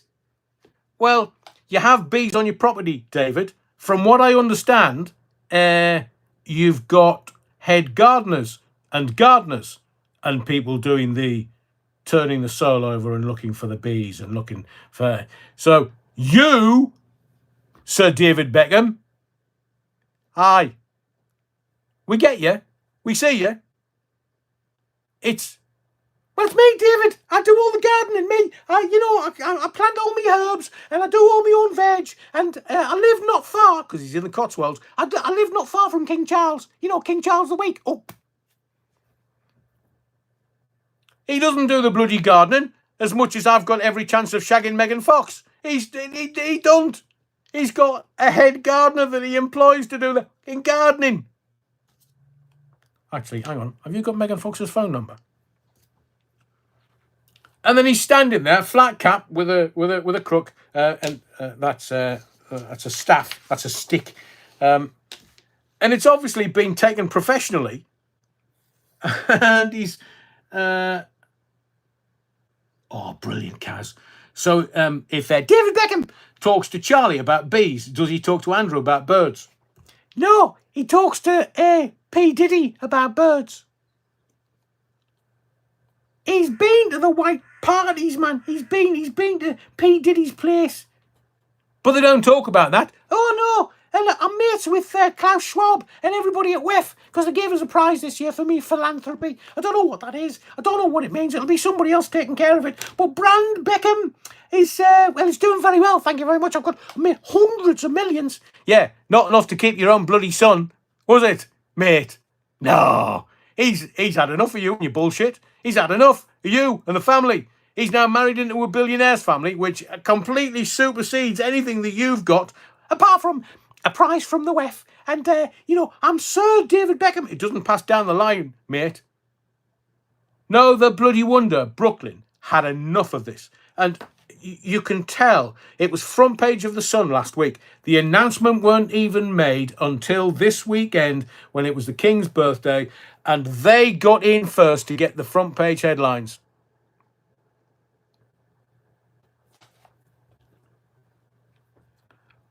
Orokidi says, may he got the knighthood for getting into Diddy's gaff or getting out of Diddy's gaff. Well, both, that's what they were doing there. In and out, in and out, in and out. Shake it all about. You do the okey cokey and then they bring the lube out. Necker Island has a large pig farm. I know, Les. Well, you know what the IRA used to do, don't you? When they killed somebody, just starve the pigs for about 3 days. They'll eat anything but the fillings in your teeth. They'll eat everything.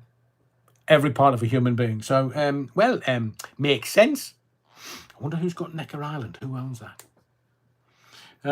Lionel Layton unrehearsed. I thought Diddy was something to do with Ken Dodd. The Diddy men, that might be security. But it's all... I want to talk to you. I'm going to lighten it up towards the end. Bad Wolf Project. Elton John attended the WEF in 2018. Big mates with Beckham.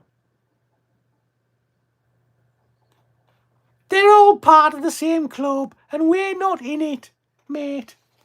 I know. It's me, David Beckham. Yeah, no, you can call me Sir now, and you can call Posh or Fur Coat, no knickers, you can call her Lady Victoria. Oh, I say, she drives about in a bloody Rolls Royce.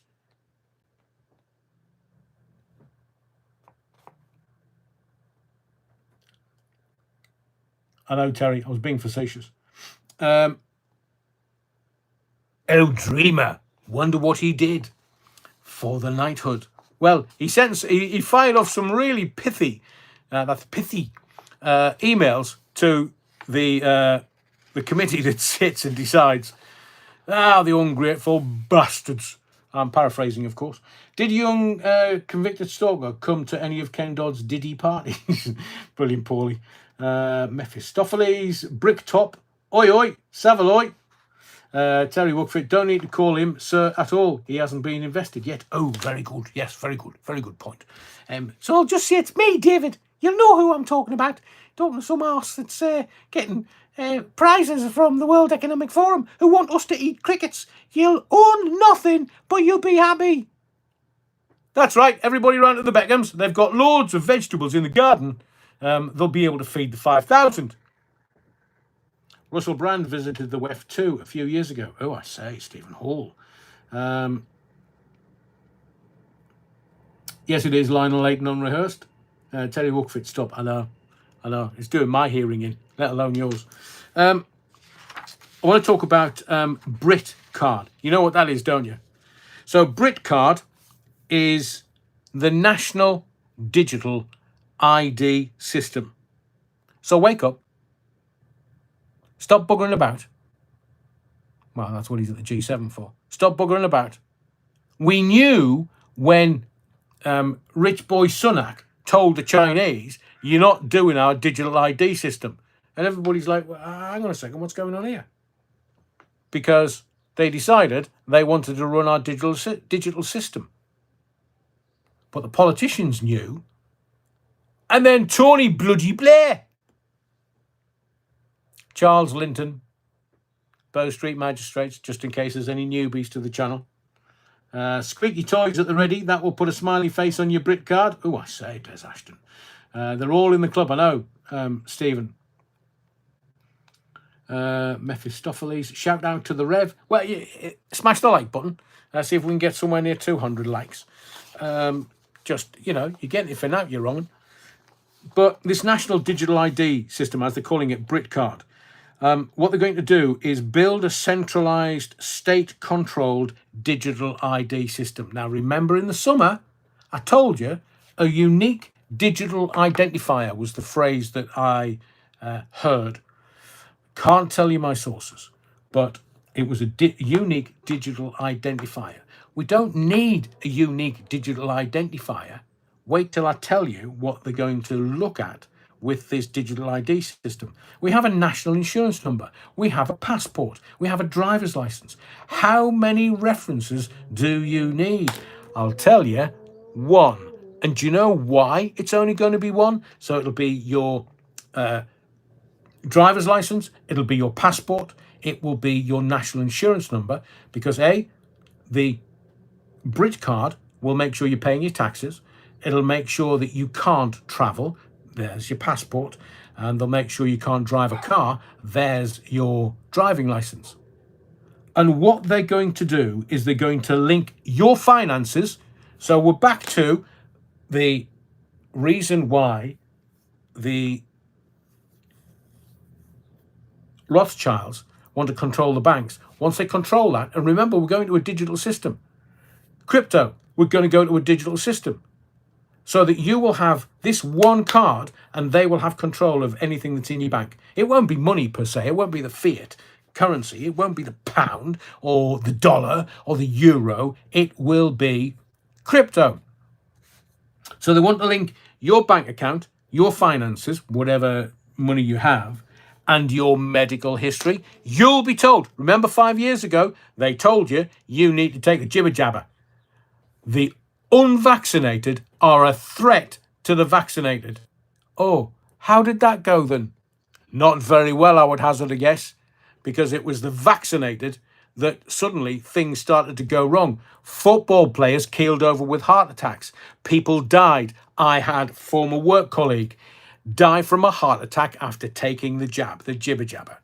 So they're going to have your medical history. They're going to work out how they can make a shit ton of money, because the government puts all this money. Remember, when they talk about the NHS, the politicians only say, we are putting more money into the NHS than ever before, so that the doctors and the people working in it and the DEI people can grift the money out of the NHS, and nobody is looking at the books of the NHS. Oh, they're all called trusts now. Odd phrase that. I don't trust them as far as I can spit them. So you have the NHS with these billions and billions and billions, hundreds of billions of your taxes going into it. And now the politicians and the big pharma and the big companies are taking a shit ton of money out of it, because it's a cash cow. Nobody looks at it. Nobody looks at the books, because it's all these different trusts, and nobody's going to look at all these different trusts. The government doesn't. They just make sure that they've got companies, a bit like Richard Branson and Dave Virgin, which is a bit of a oxymoron. Wouldn't it be funny if Beckham had a vax-related heart attack just before he gets invested? We wouldn't wish that on anyone, Terry, but it would be funny. Because all these footballers, they're now buying heart machines just in case they keel over with a heart attack. But remember, can you not remember the gobshite bullshitters that were telling me and you? And I can tell you straight, I didn't take a single jab.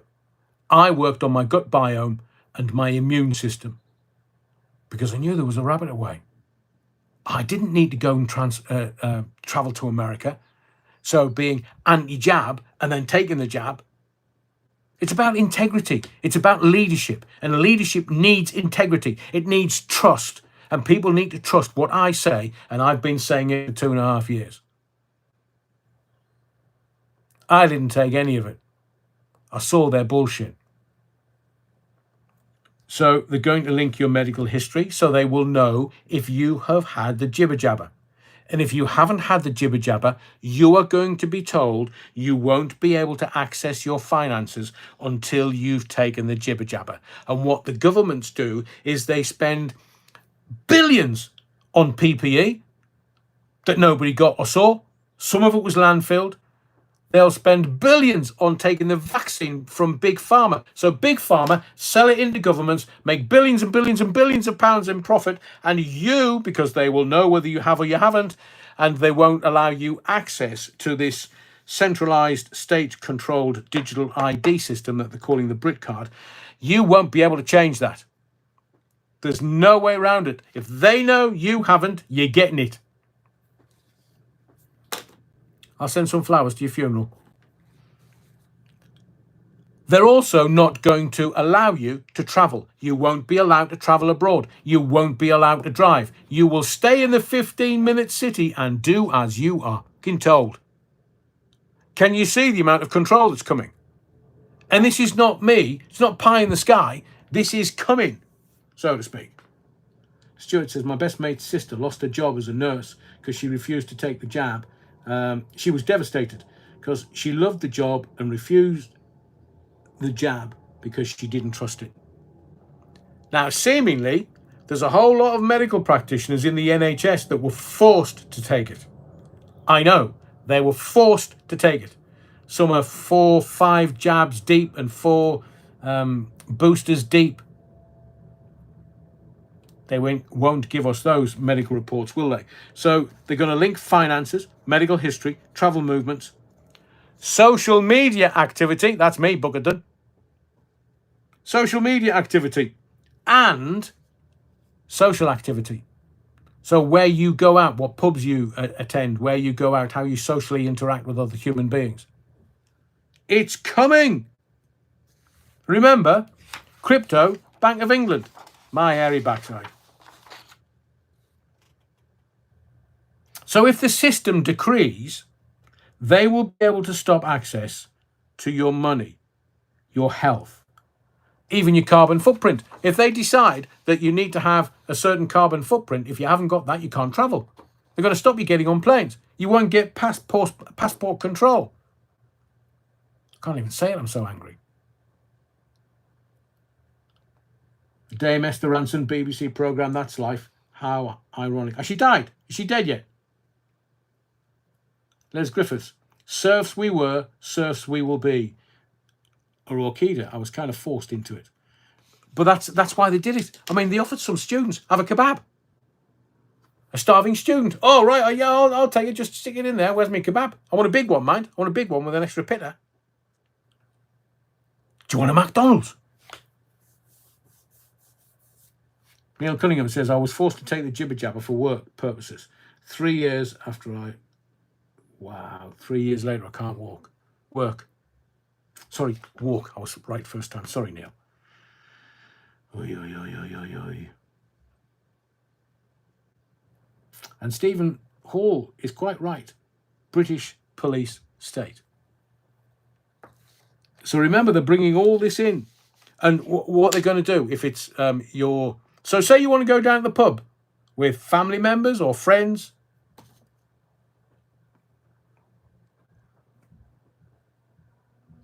Yeah, Bad Wolf Project, Ranson, too ill to travel to Dignitas. Is that the whole point? So they're just going to control you. But remember, they are going to give you a solution to a problem you never knew you had. And this is not a solution to anything other than governmental control. All we can hope for is that when Reform and Farage form the next government, they'll get rid of it. That's why Tony Blair wants it. Tony Blair knows how much money's in it. He knows how much profit's in it. That's why he wants it. This is all about power and control. This is not about immigration, because that's how they're trying to sell it in. Oh, well, if we have this digital ID, then the immigration will stop. And you can tell they don't believe what they're saying. They're swallowing their own words because they don't believe it. They know it. They don't believe it. It's about power and control. But it's also a WEF, the World Economic Forum, ambition. They're trying to run Marxist, socialist, communist Europe to fit in with... I don't know how it doesn't fit in with Russia, because Russia is even more communist than the Europeans. So if they say to you, right, your finances are in order, your medical history's fine, you've taken the jibber jabber, you're going away on holiday because you're saying the right thing, We're going to have the Labour Communist Party look after that. And they then say, you posted something on social media. That's misinformation. So you can't do anything, really. Misinformation and disinformation. Remember, I only have to give you one example. That one example is Southport. We were told by Sir Keir Starmer and others in this corrupt Labour government that, well, it's the right wing, it's the far right, it's the right wing. They're just, they're thugs, and well, they're just kicking off. And everybody's standing back going, what? So the right wing thugs travelled from Middlesbrough up to Hartlepool, up to Sunderland. And I told you at the time when I was watching it on the telly, there's no such thing as the bloody far right in the northeast of England. Far left, abso-bloody-lutely. And sticking it to the man, abso-bloody-lutely. There's nobody in the northeast who'll do as they're told. Why? Because they can all foxtrot Oscar. We've seen through the lying, corrupt arseholes. Technical term. But they're going to come for you and say, so for the health data, you're not giving us enough information. So you've not been jabbed in a year. You need your tetanus, and you need this, and you need measles, and you need mumps and rubella, because we'll make money if we do it as a 3 rather than a 1. Remember the MMR vaccine? Autism, anyone? Oh, I just have to give you this bit of information.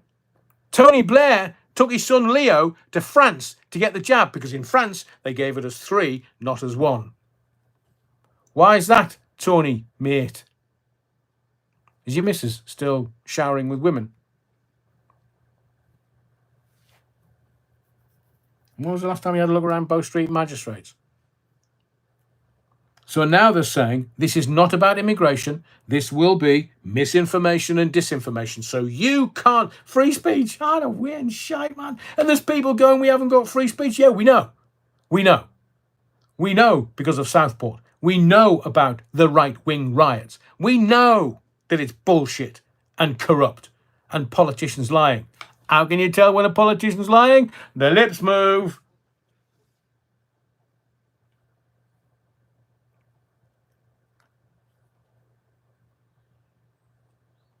Zach and Ollie says, welcome, Zach and Ollie. Who will fall for this stuff now? If you didn't take the jab then, why would you take it now? I'm not taking it. I don't need to.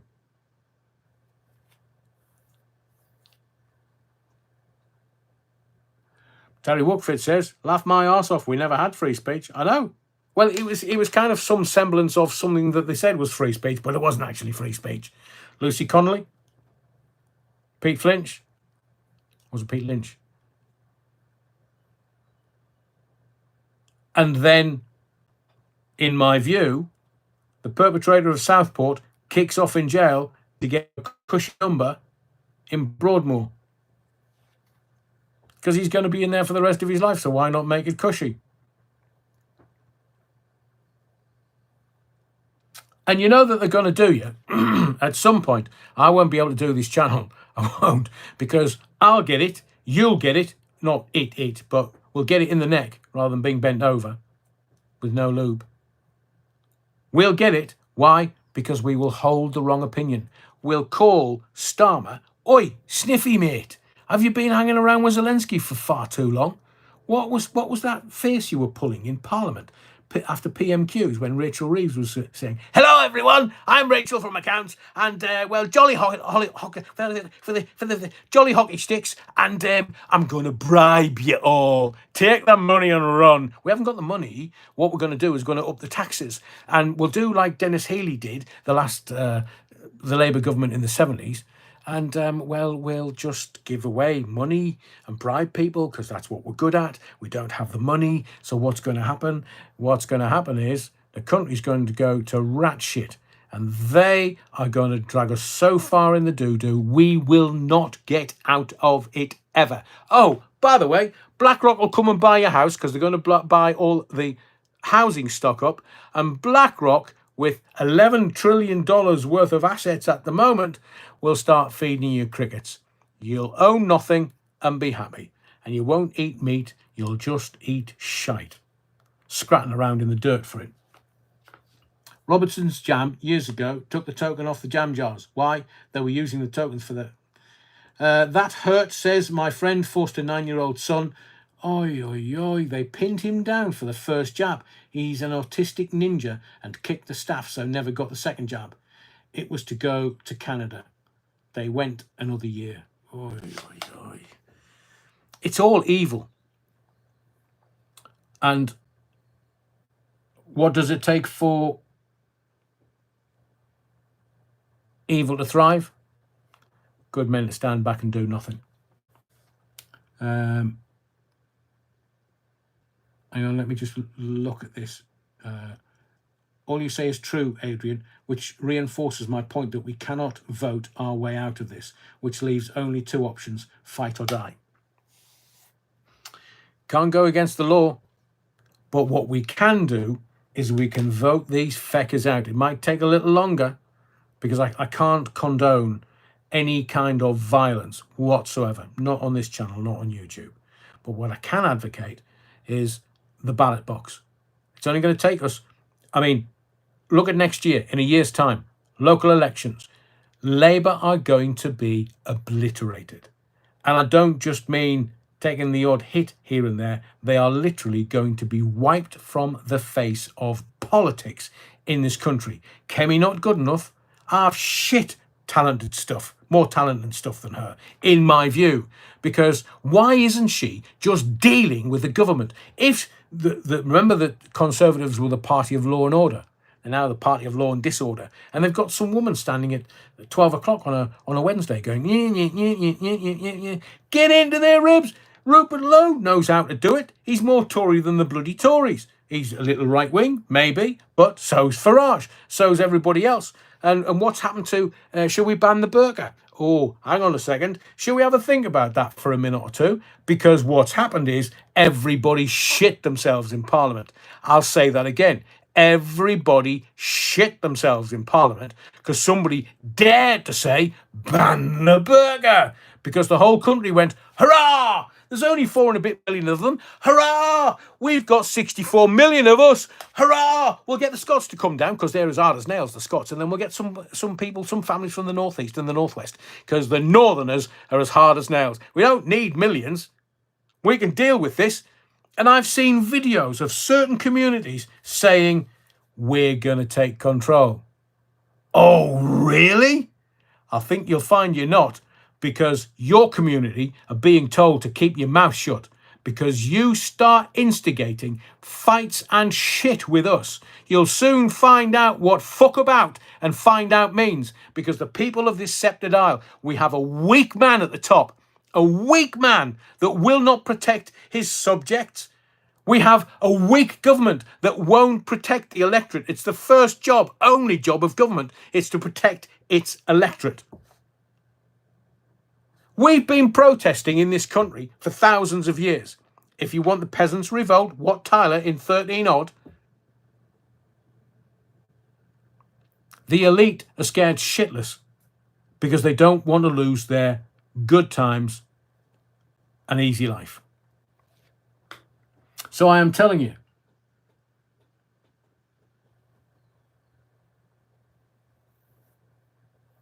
people need to be measured and proportionate. On all sides. You can't advocate for certain things because it's against the law. But these morons that believe they are beyond the law because they can scream racism doesn't cut the mustard anymore. It won't.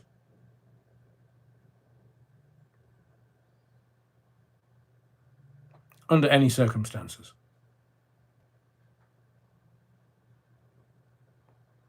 And this government know that if they take the same ruse that they used in Southport, there will be people on the street. Another Lucy Connolly? They're having to bribe people now because they know that they're in the doo-doo, the brown stuff, the shite, if you will. They know that people have turned against them. Why? Because governance is merely focus groups and they find out what we decide, what we want and what we need. And then what they do is give it to us. but only if it makes them money.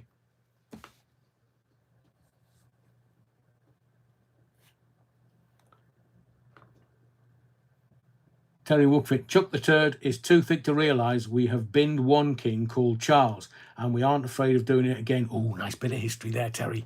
Nice. Les Griffith says, we are about to find out why uninvited guests are all military-aged men. There is that, Les, but as I've said to you before, I'm an old boy. And I'm from Sunderland. So bring them to Sunderland for a Saturday night. One, it'll scare the shit out of them because there's just a load of orange women running around. And two, the lads in Sunderland don't give a fuck about anybody else or where they're from. If you're stepping to me, you will be taken care of immediately, brutally. It's an average Saturday night in Sunderland and Newcastle and other places like Hartlepool and Middlesbrough. It's not an easy place, the northeast of England, which is why they don't like going there. But when we have councillors doing pieces to camera and saying, oh, you think that was a demonstration? You just wait. Well, he's disappeared. He didn't come back out again, did he? Not even out. They're all Johnny Big Bollocks. And it's reality versus perception.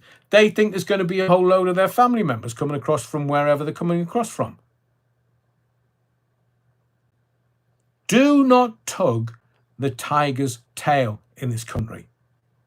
Because what you will find out is we don't play fair.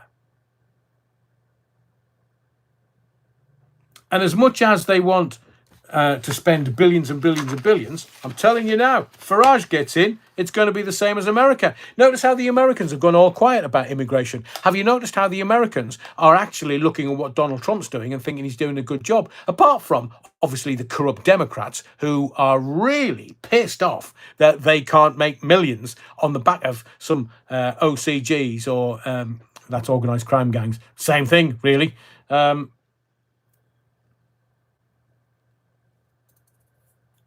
Brilliant, Terry. That's very funny. That hurt confirms this is true. Orange tan women. I've been to Sunderland and Newcastle. I know. They're like aliens. They walk around orange. Same as Donald Trump. Don't think I'll ever see him in Sunderland, though. Does Ashton, and we will pay for it all. No, if Farage and Reform can deal with local councils, they're just building up speed. They're working out what they can and can't do. So I would suggest to you that it's not necessarily just Farage and Reform. I think another political party may be on the horizon soon. As Terry Wookfit says, cometh the hour, cometh the man, so they say. It's just very disappointing that, well, that's why Trump got in, because he backs the American people. He backs American industry. He backs America first. Somebody in this country needs to do exactly the same. We've had some amazing inventions that we've given to the world, including rugby, but we've given them some great inventions. And why can't we do that now? As far as sort of gaming is concerned, we're one of the best countries around the world. We have some of the best creators in the world ever. So it's, and do you know something? The people of this sceptred isle are very welcoming and accepting. Can you imagine if we were told this 5 years ago that there was going to be this influx, and we, me and you, the taxpayer, we were going to be made to have our taxes increased? It's going to be a Labour government, so that's what they do, boom and bust. They just take all the money and run and put it in their coffers as fast as they can go, and they will not allow us to lead a happy life-ish. Can you imagine if they took all those billions? So a billion is a million. There's 64 million in this country. Why don't they just give us all £1 million? It would only be 64 billion if a billion is a million. So that would be 64 billion is 64 million. So why don't they just give us the money? I mean, can you imagine the party we'd have? Can you just imagine what we would do and how we would do it? But they'd want us impoverished. They want us scratting about in the dirt. Look, if you look at your ancestors, 150 years ago, they were scratting about in the dirt. Everybody was impoverished. Everybody didn't have money. Nobody could get out of it. And then we had World War I, cannon fodder. And then the Industrial Revolution and stuff. So it's only really, look at the last 50 years. Last 50 years, we've only had hot water or warm water in houses. Everybody else used to have a bath, used to have to boil a kettle. Daddy gets first dibs, and it's baby is last, like chucking baby out with the bath water. That's only 50 years.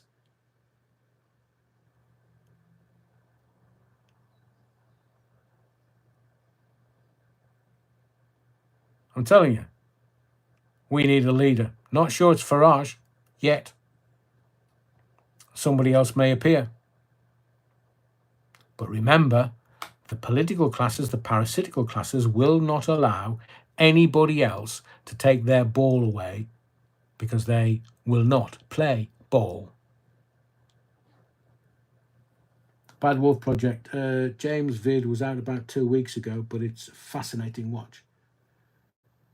New builds and repossessed social housing. Yes, Les, there is that. But remember, as soon as they got in, Ginger Growler says we're going to build 1.5 million homes. She's way behind. They're never going to build 1.5 million. They'll turn around and say, oh, well, we've built 700,000, so we're close.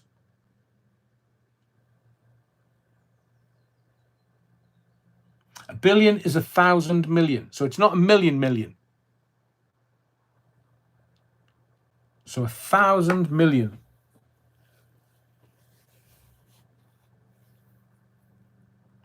I haven't got a calculator.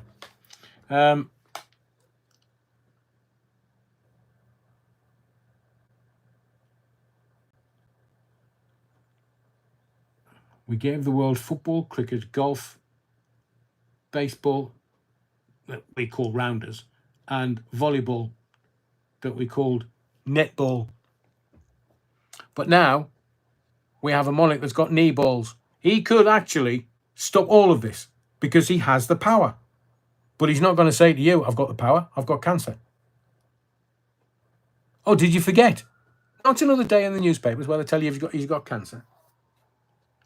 And also, Catherine wore a brooch, and they're talking about it being, it's kind of it's a symbol. This brooch that she wore for trooping the colour yesterday, and it's some kind of uterine cancer. So, but we knew that because they took that out, and it wasn't cancer; it was cancerous cells, pre-cancerous cells. But Talblock Tracy says, I'm not sure I trust Nige.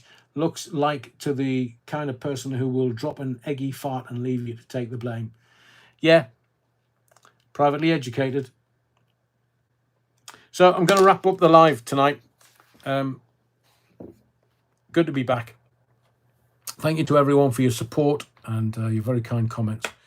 And to those legendary Battenbergers that continue to support the channel, I really appreciate it. There will be no live tomorrow.